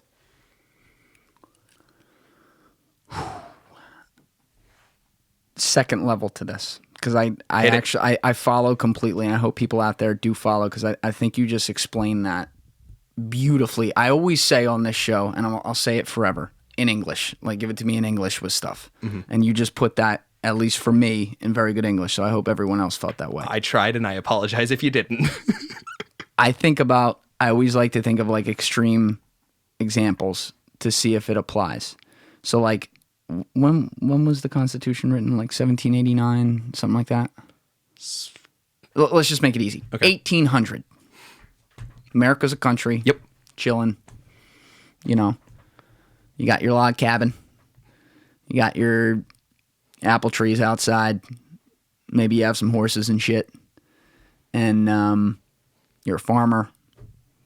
The next house is a mile over. Maybe you even live in like Boston or New York, and the next house is right next to you, and it's not a log cabin. It's like a little brick and mortar kind of, whatever it was back then. Mm-hmm. And, it's still, you got the horse and carriage outside, and you go about your day, and there's limited things you can do. There's limited entertainment. There was no electricity, so there's limited opportunity for activity in dark. Right. Or in darkness, late. There are less decision points, much less fewer decision points, I should say, in a day. There are all these things you don't have. There's less life expectancy. There's less possibility, like there's less you can do with a lot of money. There's less of everything. Fast forward to today, where in the palm of your hand, you actually have more power in that iPhone significantly than George W. Bush had on 9/11. With the full resources of the government going into DEFCON 5 mode. Mm-hmm. Which was not that long ago, obviously. Yeah. There are many more decision points in a day. There are more decision points in your social media feed than there was in all of a day. In 5 minutes of your social media feed, there are more decision points than there was in all of a day, perhaps, in 1800. And maybe I'm wrong. People might call me out and say, well, you're technically a little wrong on that. You get my point. I'm generalizing there. Mm-hmm. Since then, though, you could argue that there's far less freedom. Because what's happened since 1800 as this country's grown? Things happen. Things go wrong, whether it be economic cycles, crime. The insert blank here. Mm-hmm. And every time there's a problem, people look to the government, and like we're going to complain when there's a problem. It's natural, as we should, because we want to fix it. Right. And then the government has to come in and say, okay, we'll fix it. And when they fix it, it's not like they just say, like, here's what it is. They set a law. And of course, this works very well sometimes.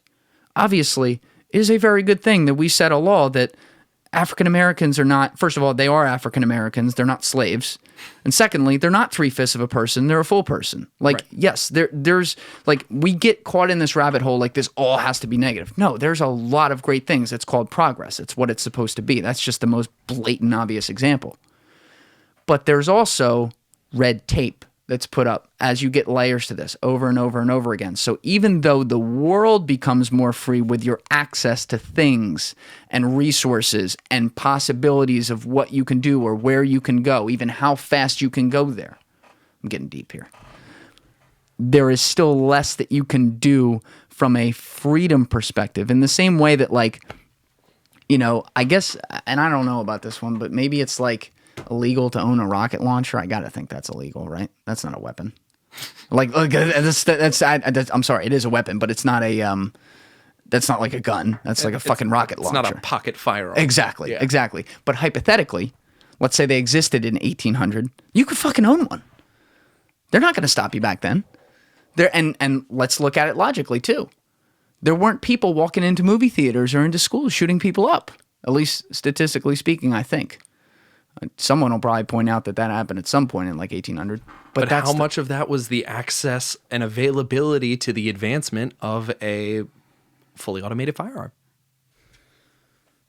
Yeah, wasn't Columbine, though, like, I'm just pointing out an example, cherry picking here. Wasn't Columbine like all handguns? I don't know. I do not recall. And honestly, I should. I want to check that in real time. People, what we don't want to do here is give the wrong information on stuff while we're making arguments. And occasionally when we're in conversation, obviously, like, you start going all over the place and trying to figure it out. Some real-time fact checking. While I'm looking this up, Bill, can you just remind people what Columbine was? Wow, that's a heavy task. It's a heavy task, but Columbine was, for those of you guys who aren't fully aware, probably one of the largest and first national media attention-grabbing massacre within our American education system, for lack of a better way to put it.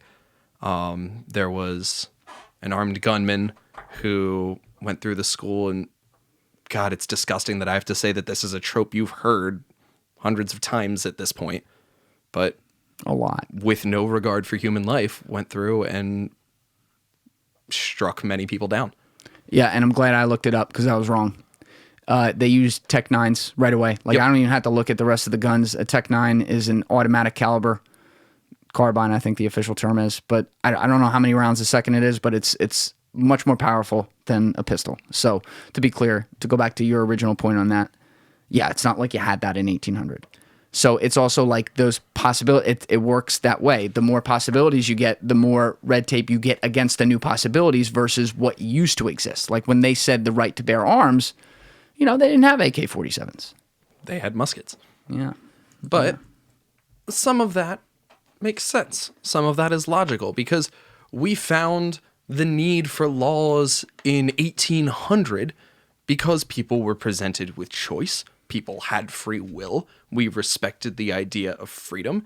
And some people chose to abuse that freedom. Fast forward to 2008. We have 20,000 traders in New York working in a company. 19,970 of them choose to respect the dignity of their profession. And they weren't, by the way, they weren't all traders. They were all different types of things, but yes. I'm generalizing, yes. Thank you for the clarity. Yeah, sorry. And those 30 choose to fly in the face of what's right. Maybe for a little bit of personal gain, maybe for other reasons. We don't know what their motivations are. That's not the point. But that was a new avenue, a new opening that, quite frankly, probably couldn't have happened in the 1940s, in the 1930s, when the New York Stock Exchange was still comparatively a fledgling organization. And so as that opportunity for choice was presented with itself, we found that the vast majority of people chose to follow the right path and stick to the generally unspoken guidelines at that point and trade fairly. And those who didn't ended up creating a whole sack of shit for the rest of us. You can even, like 2008, obviously not that long ago, and relatable to today as far as like what type of world it was. Obviously, it's a different world in 2020, but you know, it wasn't that long ago to the original point. 1929, though, was. It was a way different world back then. Shit, alcohol was illegal in 1929 at the time, which, nice job there, government. That didn't start any big organized crime systems that still actually exist today, but, you know, that's neither here nor there. What could possibly go wrong there? Anyway, when you look at the effect that had on everyone, because there also weren't systems in place to back end the banks, who then literally had to take the reserves of the people who just may have lost money through no fault of their own, lost everything they had. What had to happen after that? What had to happen after that was the government had to act. The New Deal. Yes. And so FDR comes in, and because Hoover was obviously voted out of office because that happened under his watch, duh. But FDR comes in, and in his defense, he inherits the most empty deck any president has ever inherited in the history of this country. And people were starving, dying, and there was no money anywhere. And so he had to set up systems that stimulated the economy. Now, also, in the hindsight of what we know from a human rights perspective, it's notable that he did set up systems that didn't exactly help minority communities. They tended to help white communities. So that was one bad thing to come out of it. But even beyond that, this is where things like, and I don't even remember if we talked about this on the podcast or if it was when we were talking earlier, but either way, this is where systems like Social Security came in and didn't account for the fact that you were going to have a certain level of exponential population growth, at least over a period of time. Right. And you were also going to have a certain level of potentially exponential life expectation or life expectancy. And so you created a system that, regardless of how long it was eventually a ticking time bomb. And I'm just cherry picking one thing there, but there were other things in that were set up. And what were they?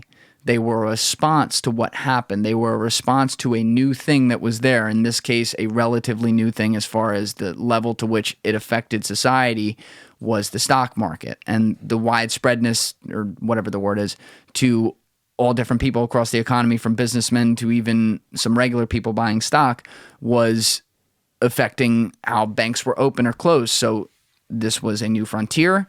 Something bad happened. Government comes in and fixes it. And we see it come full circle once again with like the global financial crisis in 08, 09.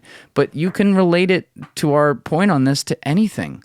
And it's what comes up in the conversations around COVID and the government responding to something that, frankly, they've never seen before.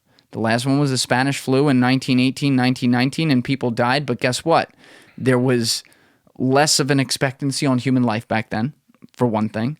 For another thing, there was a thing called World War I that had just been happening and coming to a close then. So it wasn't the same, and there wasn't a media disseminating all the information left and right for everyone to constantly know what's going on. So it wasn't, yes, the deaths were terrible in it, and it was a horrible pandemic, but it technically wasn't really relatable to this one.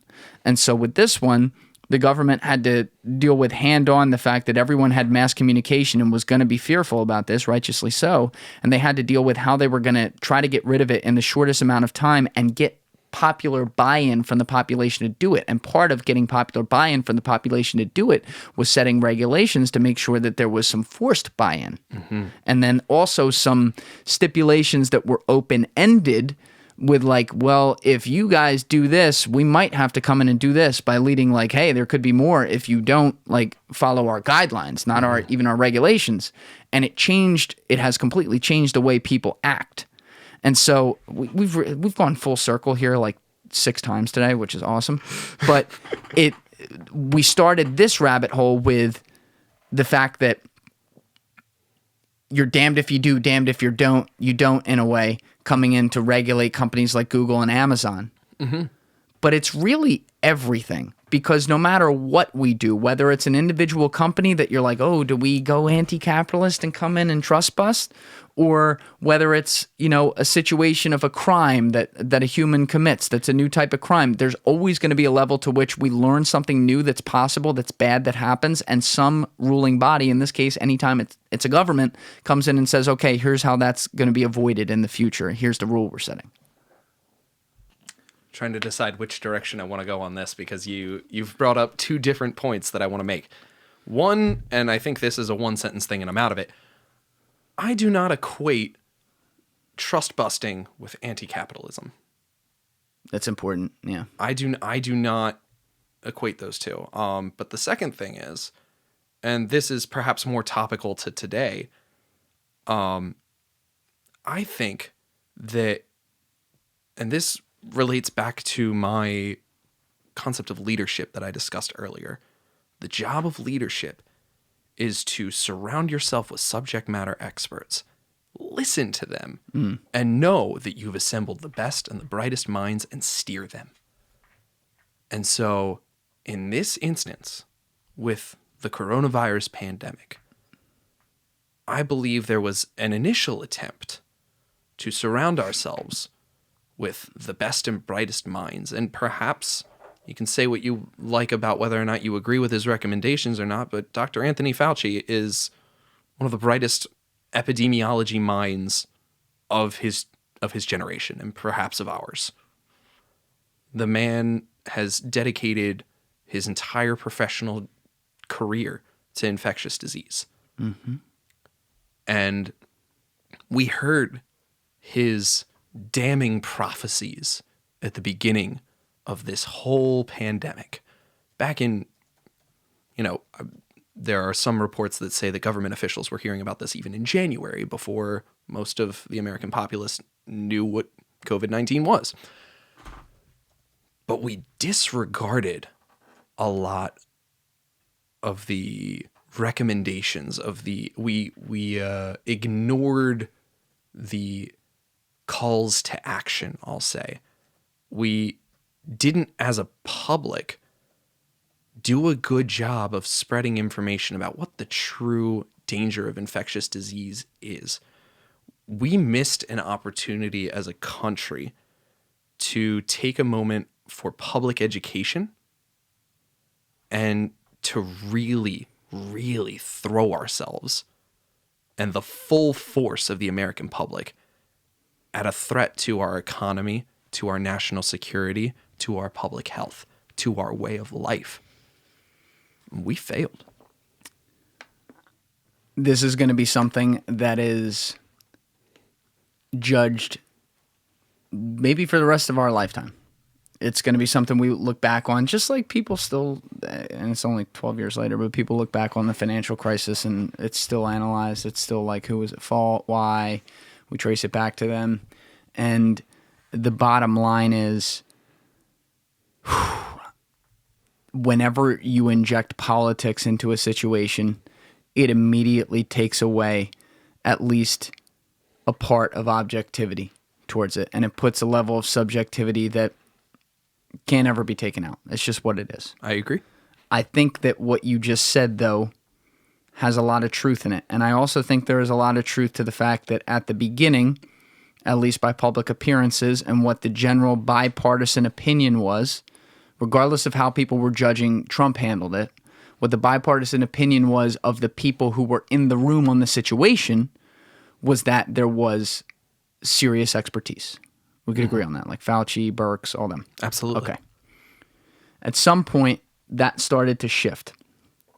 And one of the reasons I think it started to shift, especially as it relates to Fauci, is people made the argument that Trump would misquote things sometimes or misstate things, which they're right about. I mean, there were some things he was just wrong about. Mm-hmm.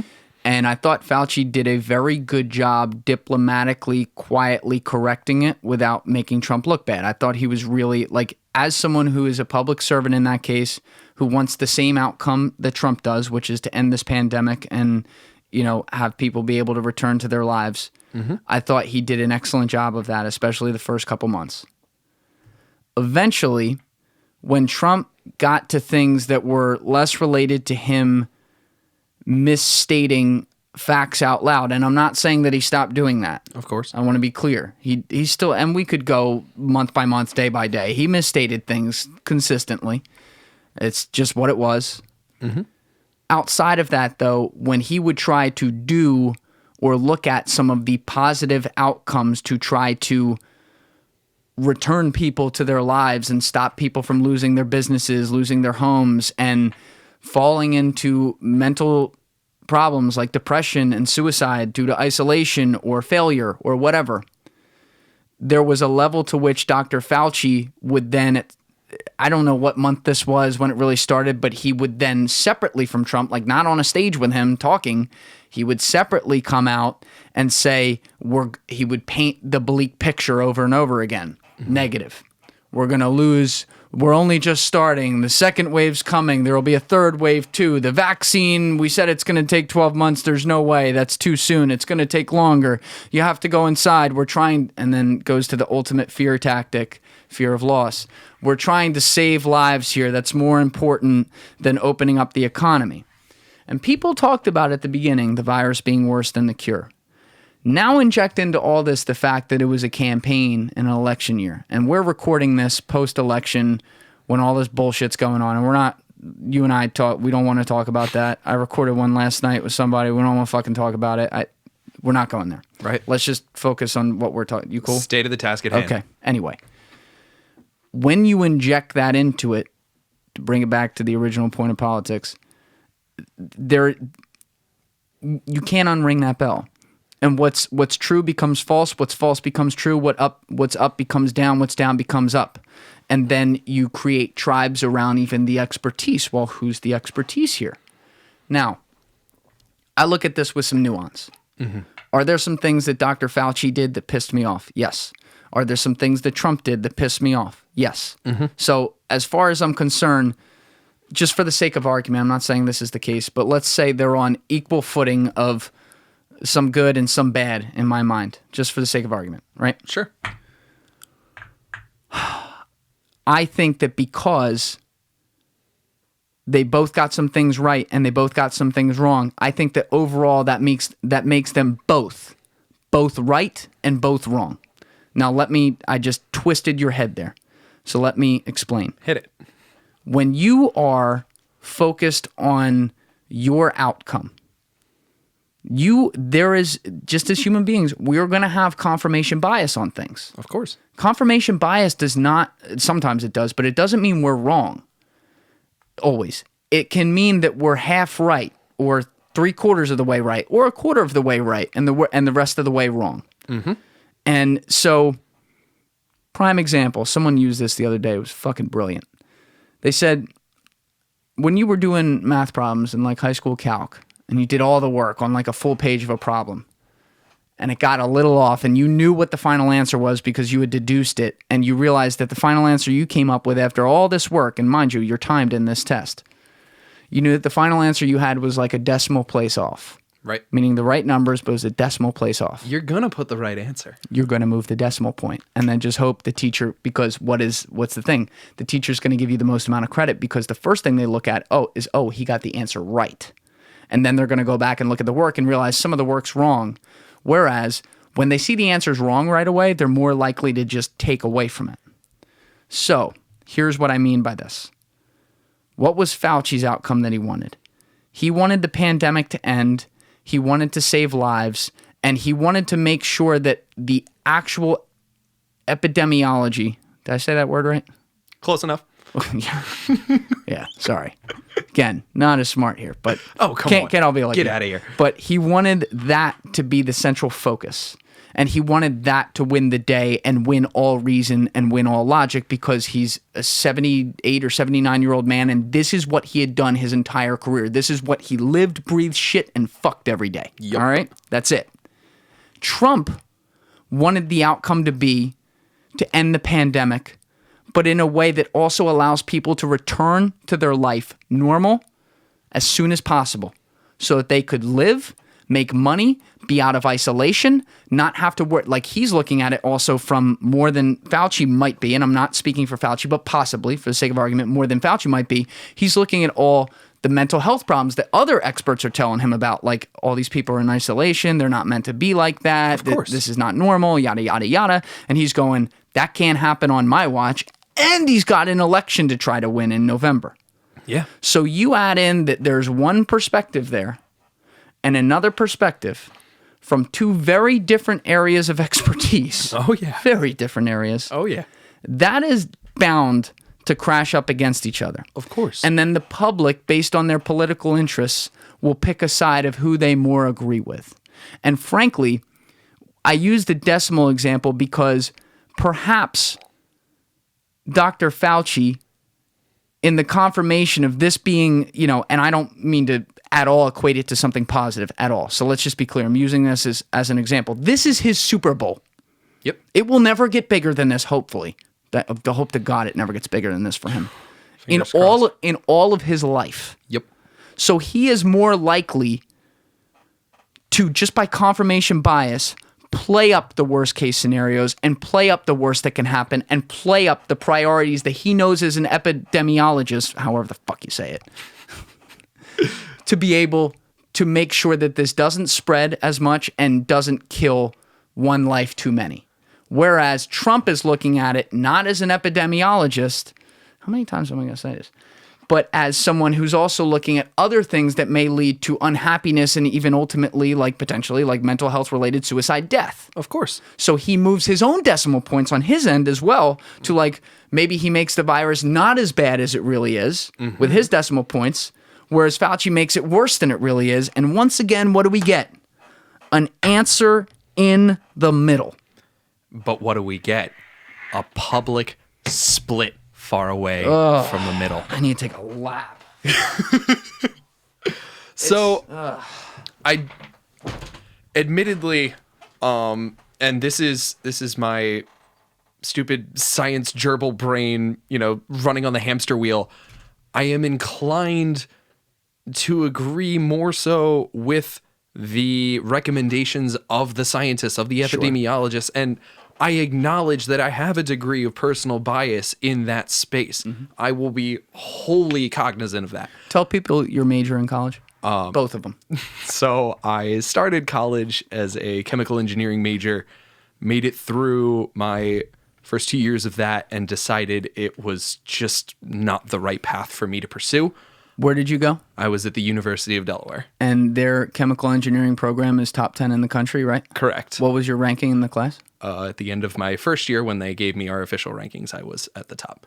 But okay. So Bill, when it comes to eat, sleeping, and shitting science, he has room to talk. Thank you. Continue. I appreciate the introduction on that. And give your second major, too. What'd you end up in? And so I switched into an environmental science degree with minors in chemistry and geography and a concentration in atmospheric science in the hopes of studying and getting my doctorate in meteorology. Those plans are on hold. We will get back to that soon. Bill found weed after freshman year. That's essentially what you could take away from that. I'm kidding. Sheesh. I'm kidding. Go ahead.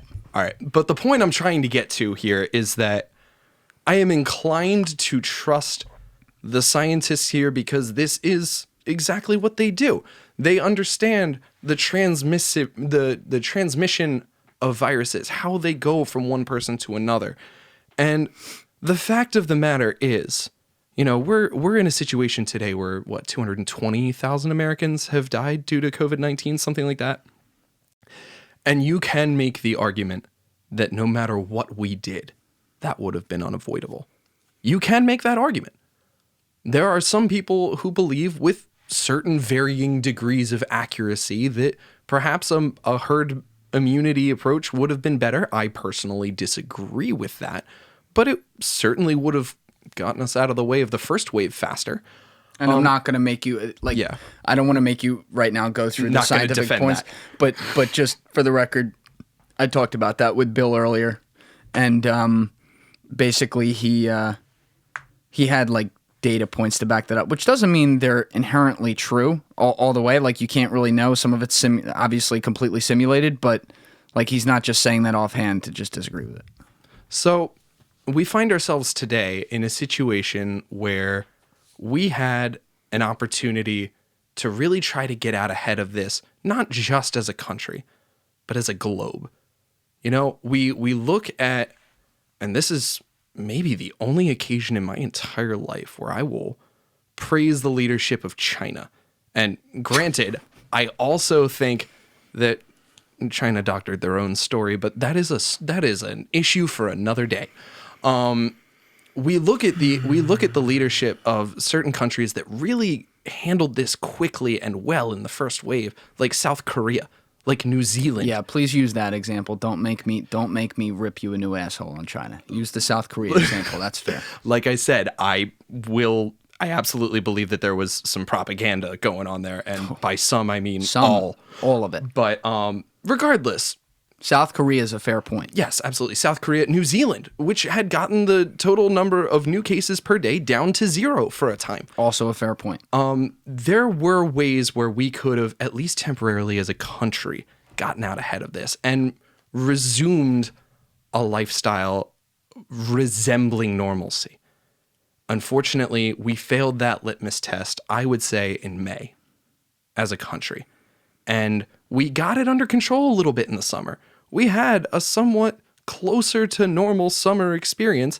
And once we started going back indoors, once we started congregating and breathing the same air as everybody else and sending children to schools and returning to work, we jeopardized our public health once again. And the website that I'm going to name drop here, I have no affiliation to this whatsoever, rt.live, does an incredible job with data visualizations of the ratio of transmission for how many cases one current case is expected to create within the next 2 weeks. And it's a very interesting site. I would encourage you to take a look at it if you haven't already. Isn't that like Russian TV or something? No, it's not. It's a different one? It's what I'm a- talking about, though, I like do. RT. Yes. Yeah, I thought you were like dropping that. I'm like, oh, here we go. Oh, no, not a chance. Not a chance. Okay, all right. Yeah, I was like getting ready to say propaganda alert. Anyway. No, I have no interest in that. Yeah. This was an independent third-party site that was only created after the coronavirus pandemic began. Send me that link after, because I'm going to put it in the show notes. Certainly will. Look at. But you'll notice, and it's particularly damning of the last few weeks, once we opened schools, cases are on the rise again. We are in the middle of the second wave, and we are at a turning point in this moment where we need to make a decision as a country.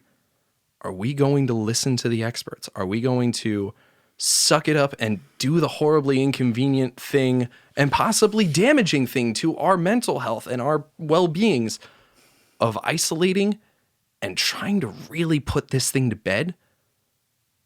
Or do we adopt the defeatist strategy and say it's going to run its course and we've already lost the fight? And I don't have the answer for that, ladies and gentlemen. I do not have the answer.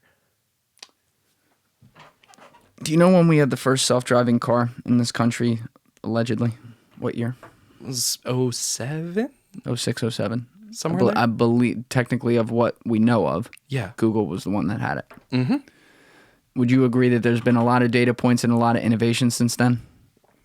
I'd be a fool not to. And a lot of time for companies like Google, because they're not the only one. Tesla was right behind them, and Tesla's like right with them on it, and other companies as well, to get a lot of data points of cars that drive themselves with, a human for legality just sitting there monitoring, for them to be able to go prove that cars can autonomously drive themselves much better at a much lower death rate per trip than a human being handling the car could. Do you think that could be reasonable to say? I'm not expecting you to say, like, is that the case? I'm saying, could it be reasonable that they've had enough mileage of data since then to be able to say, hey, per miles driven, here's the number of deaths that can happen or would have happened in our simulations versus here's the number of deaths that happen per mile driven of a human being driving the car?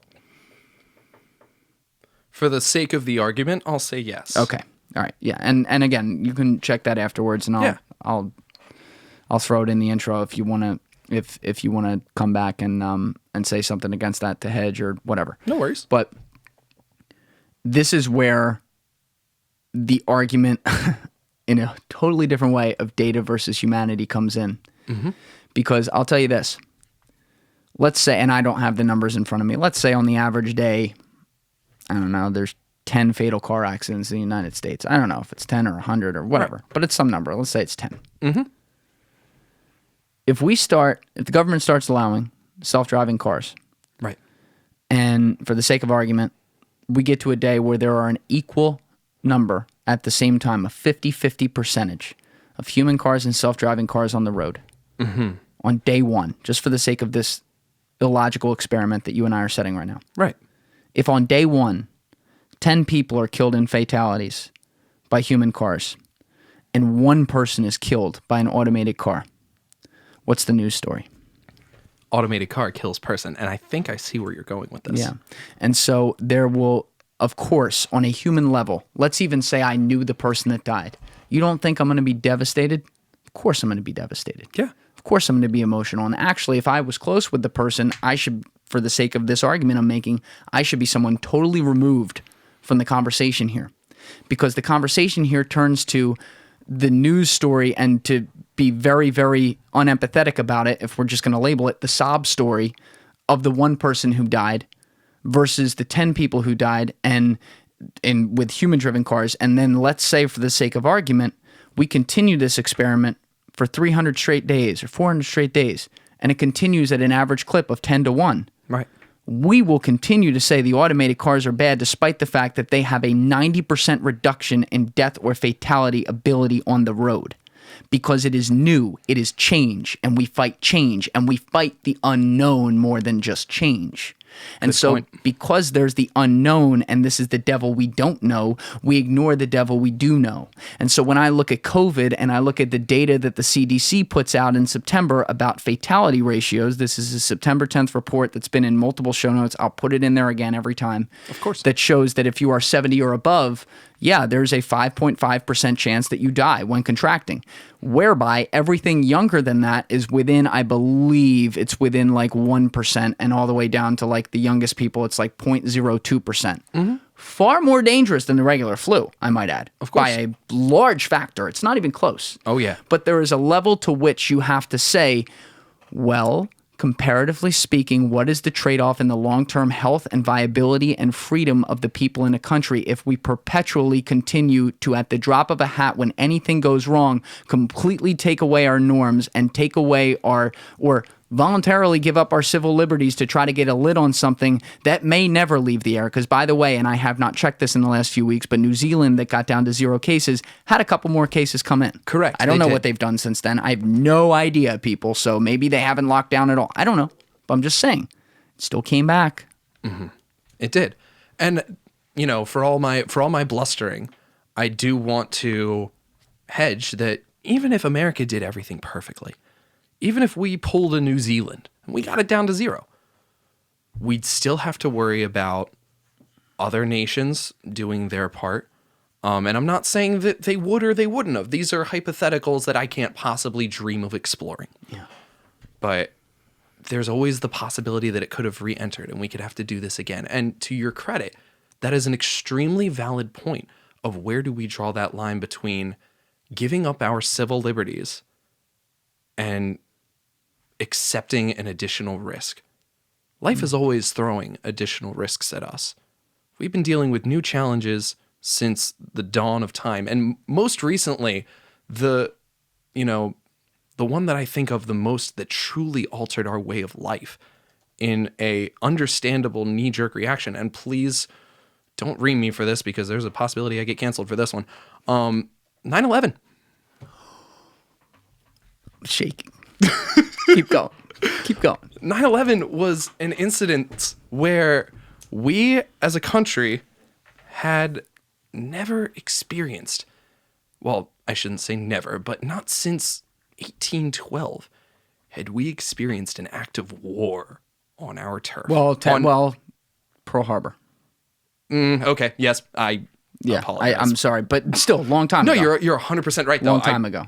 Can't believe I just missed that point. No, but either way, your point stands. I just want to make sure we're historically correct. Yes, of course. Sorry about that.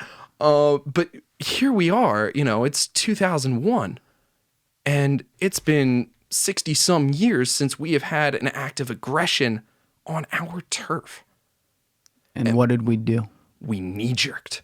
The TSA exploded tenfold. We were checking everything. We were paranoid. We had this Islamophobia that ran rampant through our country, and we started several international conflicts as a direct result. The second one being the big deal, which was unrelated and then forced to be made related based on a false narrative of nukes, which was Iraq. The first one being a deal that I think everyone got behind, and I, to this day, will pound my table getting behind, which was we went and found them. Yeah. And I'm cool with that one.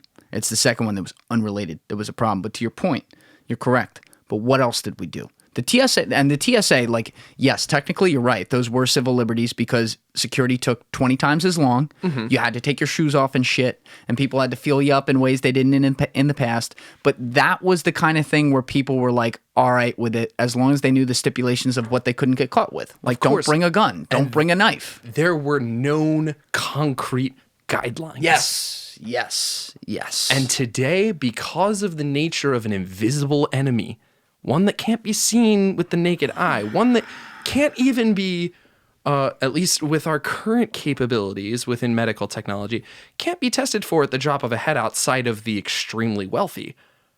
You know, we find ourselves... Less true now, but yes. We're moving in that direction, Yes, but it's not quite there yet. Not quite there. We do find ourselves restricted in our lifestyles, and we as a populace are particularly resilient, but also resistive to change. As you pointed out yourself, we fight like hell against change. You're also missing one. You're missing a big one, though. Hit it. Like, that's just going to add to your argument here. Hit it. And I'm not going to go deep into it because now this will be like 3 podcasts in a row where we go down the rabbit hole with it. But what did we do in response besides the TSA and declaring war on Al-Qaeda and going to Afghanistan? We also passed things like the Patriot Act, which got born into stellar wind and violated, for the first time, behind the scenes, government, if you want to call it deep state government, whatever, changed the laws to fit their narrative instead of fitting their narrative to the laws. That's a good point. That's the ultimate civil liberty because it affected the Constitution and no one gave a fuck. That's a good point. Now, when people viscerally or physically feel it because they have to physically put on a mask because they're told to, or they have to physically stay inside or whatever. And, you know, like the mask, we're not going to dig into that. Like, it's a temporary thing that everyone should just do so that we get it the fuck over with. But you understand the symbolism. Of course. Like, they have to do things. They can't go to the office. They can't do normal things. It's more tangible at this time. Yes, it's much more tangible. And you know what was tangible last time? Watching the fucking buildings come down. Yes, it was. It was very tangible. So what did that tangible result in? It resulted in one thing that was 2 things that were very tangible right away, and we're probably missing things, but TSA on our home turf and also seeing us go to war with these people and then seeing it on the news and what was happening. Mm-hmm. The third thing was the intangible thing, which was they said, oh, here's the Patriot Act. What, are you not going to approve something called the Patriot Act? I mean, like, what are you, unpatriotic? But what's in the Patriot Act? What does it mean? What's the slippery slope it creates? Well, surveillance. That's what we did. Yeah. Yeah. And actually, it makes me think of, have you ever read Jonathan Haidt at all? Or Haidt? Can't say that I have. He's a psychologist at NYU. Okay. And he wrote a book. It just ties into this. Like, it's kind of seamless. It talks about our mentality and culture. He wrote a book called The Coddling of the American Mind, like, I don't know, 3 years ago, something like that. And he wrote it with a guy named Greg Lukianoff, who's another psychologist from NYU. You have my attention. And so he charted out how we have invented a culture of an inability to have conversations, especially among our younger generations, because people fear things that are potential or don't exist, or they fear the possibility that other groups who aren't like them or don't think like them are going to run with ideas that therefore can then hurt them. Mm-hmm. So this is why we see, like, on college campuses over the past especially, and he literally year by year, it's creepy how correct he gets it. Mm-hmm. He shows you the years it started and at what rate, and it's like backed by data. But especially over like the last 5, 6, 7 years, you know, 2013 and on, there has been an increase in college campus freak out, like cancel culture, total safe space, and here's the key word, safety. It hits on fear. Everything is about safety. When you click any of these community guidelines on social media, who, by the way, they're smart. They always appeal to the youngest generations. When Facebook stopped doing that, all the old people went on there and all the young people left for their other company that they owned, Instagram, right? Correct. So they appeal to the youngest generations. And what do their guidelines say? Safety all over it. We care about the safety and security of our users. We want you to feel safe in here. We want you to feel like you are open. They're or whatever they say. Any servicing department from any company will say that if they're worth their time. Corporate speak has taken it too. And so now everyone is like, they're trying to be all about the human, right? They're trying to get away from the data on it, which I should appreciate. And in a way, I appreciate the effort there. But what they're doing is they're constantly reminding people of danger through the word safety, that they're inventing dangers where dangers don't fucking exist. It's virtue signaling at its finest. Yeah, and you could tie that in. And like, there's so many things. This could have been like 12 hours long today. But like, I have to keep on saying, like, bookmark it. We'll talk about that another time. But of course. That is the culture we've created. And yeah, I mean, culturally, maybe it's tied back to September 11th and all the downstream offshoot effects that came from it. But like, when it comes to COVID, that's why the mentality is so built on fear. And that's why there's a lot of people who are fighting back against it. Because guess what? There are a lot of people fighting back against the college campus culture now that doesn't allow any conversation that they don't agree with. Right? So that also tends to get drawn along political lines, though that I see now changing, which gives me hope. It used to be left versus right, and if you were conservative, you fought against it because you felt like you were getting shut down. Now I am seeing, thank God, a lot of people who are moderate liberals or in that middle area, or, you know, don't vote right and now maybe don't vote left, going, no. All right, wait, we got to look at this. And so with COVID, it was the ultimate manifestation of it from a marketing perspective, because people, like these politicians, everyone, like even right wing, they sold safety and saving lives and shit. And they reminded us over and over again, fear, fear, fear. It's the same negative mentality that gives me the problem with, like, don't be evil from Google. It's the same thing. Now that's an interesting tie-in. So let's turn this on its head. How would you approach the situation to, you know, as opposed to creating a culture of fear, but still addressing the concerns of those who feel persecuted? How do you create a culture of positivity around that? Checkmate. There's no answer. And that goes back to what I said about the social media algorithm feeding you negativity. We're so trained to diagnose problems. That's what I just did. We diagnose problems, but there will always be space for the problem solver, for the one who runs in the opposite direction of the herd. But I didn't do that. I know you didn't. Yeah. But I'm saying, if there's ever been a time where socially maybe we need someone who can do that, maybe it's now. I'm all ears. And like, I try to think about it. And when I did, dumb as it sounds, I mean, I'm getting this thing off the ground and I'm bringing in a lot of smart people like you and just going with it and having conversations and building out a show that I enjoy, I get a lot out of, and then hopefully other people do and really feel it.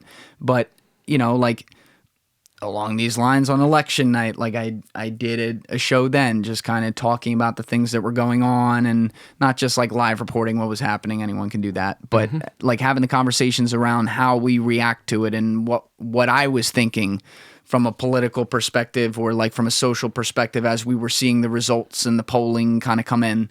And I did, you know, the first 45 minutes, I wanted to do like just a conversation about the status of things without saying the words Trump or Biden for the most part. Like not addressing that, just addressing the thought and the patterns that we're seeing in society. And, you know, here I am, a fucking nobody, just trying to provide entertainment to the people who have early adopted me here and are trying to get value from me more than anything, more than just the entertainment or whatever. And I was like, dumb as it sounds, where I don't even have the solution to offer with you right now, why don't I have the conversation about third-party politics or removing a duopoly or why I didn't vote for either of these candidates? Why don't I at least introduce it? It's like something that people don't want to talk about, but at some point people have to stand up and do it. My thing, and the thing that you just pointed out that I think about and that I need to, I don't know, prepare and get better at, and frankly, it's not just me, it's all of us, is that we identify the problems and we don't know the solution. And I'm not saying you need to know the solution right away. These are complicated things. Maybe you never know the full solution, but we don't even have an idea of it. So when you said, what would you do? And I said, checkmate. It's because my king's down, man. Of course. Like I just maybe I did a terrible job, but for the sake of argument, maybe I just did a great job laying that out. But fuck if I know how to fix that right now. And so gerbil brains going back to science. Yeah, no, really. You have a scientific method. You have a problem statement. And what it takes is we as a society proposed a hypothesis of how to fix it. And we're in the experiment phase, and that's how we've ended up in the throes of a social movement. Now we analyze the results of that, see whether it was good or bad for us overall.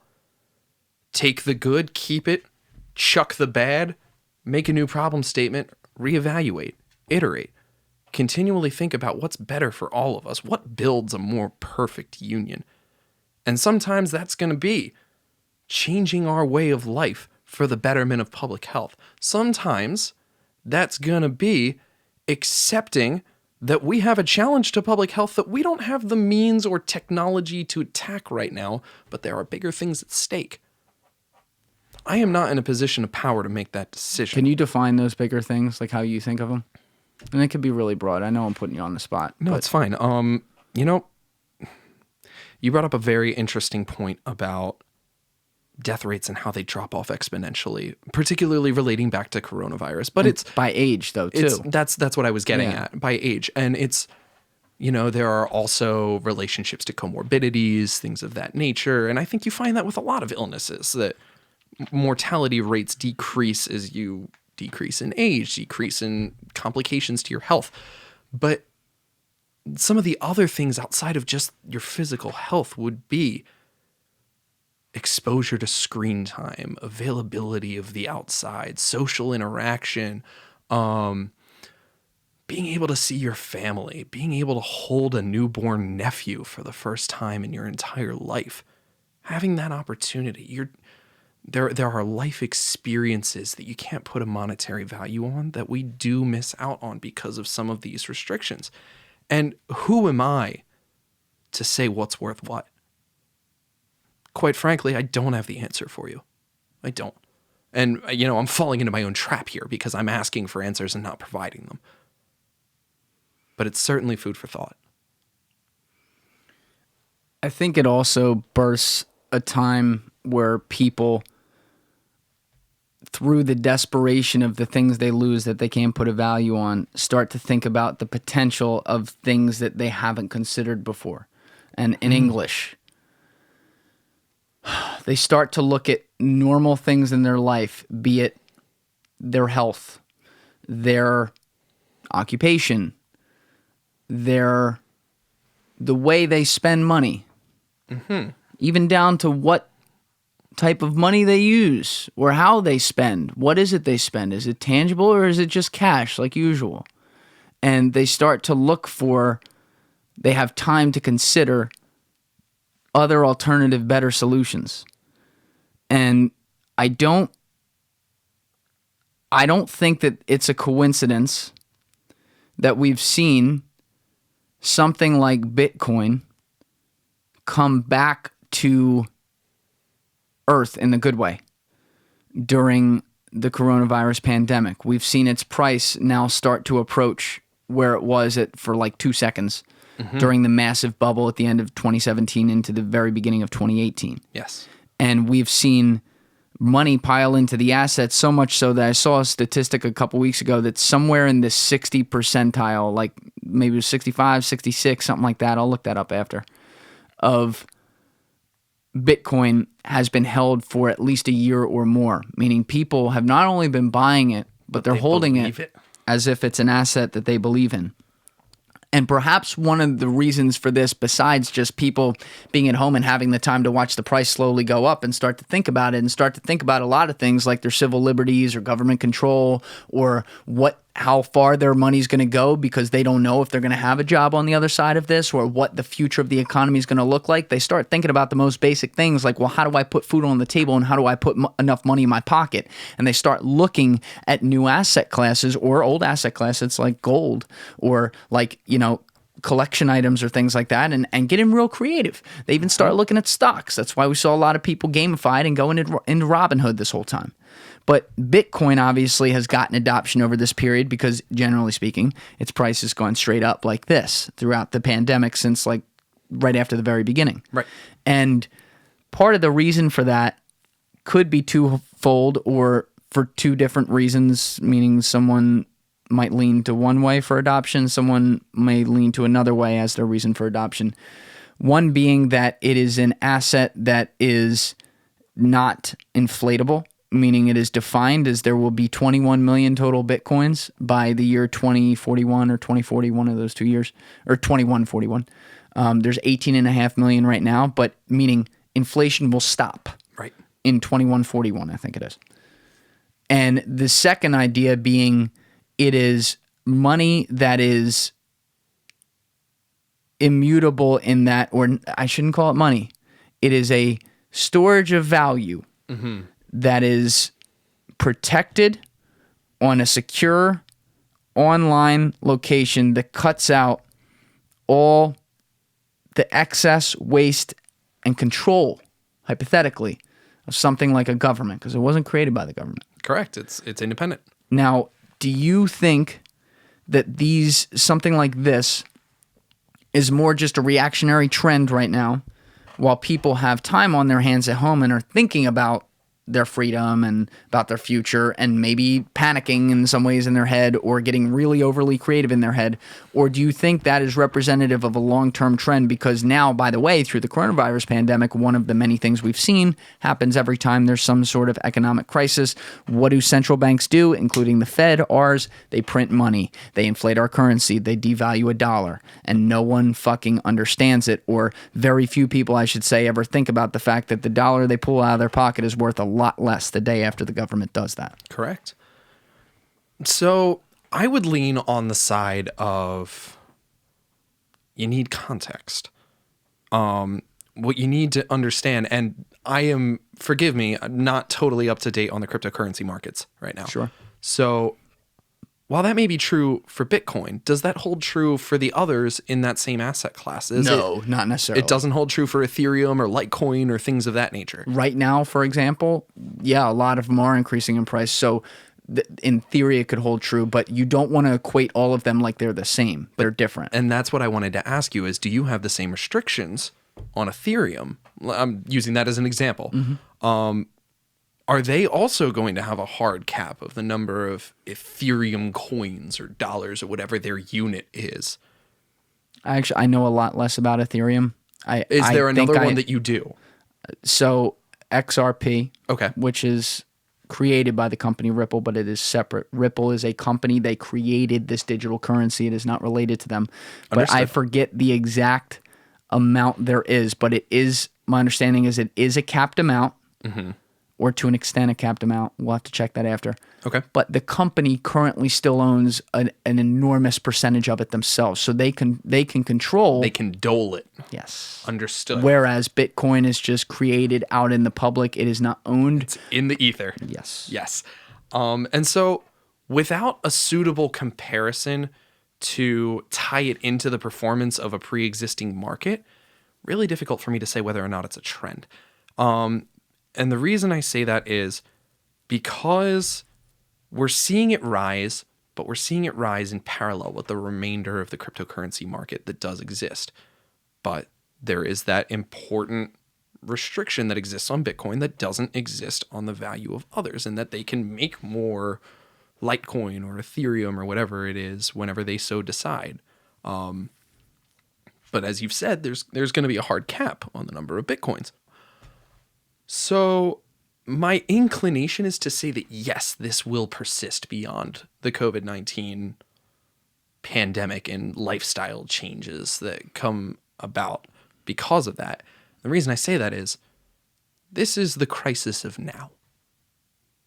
This is the crisis of tomorrow. This is the crisis of 3 months from now, a year from now. All short term in the context of time. God forbid 2 years from now. Or, please don't say that. Don't put that out in the ether. God forbid. So it is the crisis of the short term. It will be replaced. Of course. There will be another crisis. Yeah. And so there's support for the idea that crisis is driving the value up, because we are treating it as an asset class. Like you said, it is becoming a commodity. It is an independently owned and controlled, self-regulating price point. I would say that half of that's right for XRP and half of that's right for Bitcoin. Bitcoin technically... I may have straddled the two. I yeah, apologize. No, that's cool. I just want to be clear for listeners.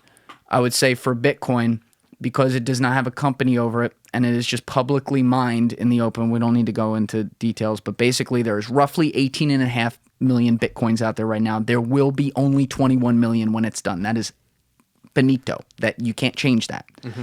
And so the way it's then created publicly over that set time period, it's not owned by anyone and it's not going to be released at a different clip than it's already defined. Whereas XRP, I think the company, and I don't know this, we'll have to look it up after, I think the company has defined or made like some sort of promise as to how much they're going to release at a given time or whatever, but they still own a ton of it. And not to go down that path and go too deep into it, but XRP is also different because it's willing to work. It's actually openly trying to work with large institutions like major banks and major corporations, and I guess governments too, that in some ways a lot of people in the crypto space, and I have some agreement with this argument from what I've heard, they believe defeats the purpose of what cryptocurrency was supposed to be, which is remove all the control and the middlemen and give the power to the people in a protected manner. Right. I just want to give context to that. And so as a result, I do think there will be continued buy-in. I don't think that this is a fad, because as long as we face strife and it casts doubt on our ability to trust in our own form of currency and our own economic construct, which is a socially driven construct, we decide what a dollar's worth.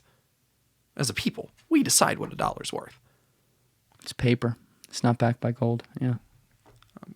Story for another day. Yeah. I think there will continue to be a space for crypto. How large that space will be, I don't know. And what its utility is, whether it is a storage of value only, or it actually then has one rise up, or one that exists right now that then performs as a digital currency that is then adopted into mass circulation. And I do want to say I saw a headline and nothing more that I'm gonna press the button here. There is a certain country whose name I have been forbidden from mentioning that is testing the internal only circulation of a digital currency right now. And admittedly, that stirred some fears within me, but I will leave that to another time. It's China, but yes, we'll leave that to another time. Yeah, they're a problem, man. They're big. Let me be very clear on that statement. The Chinese government is a problem. Not their people. Their government is a big, big problem.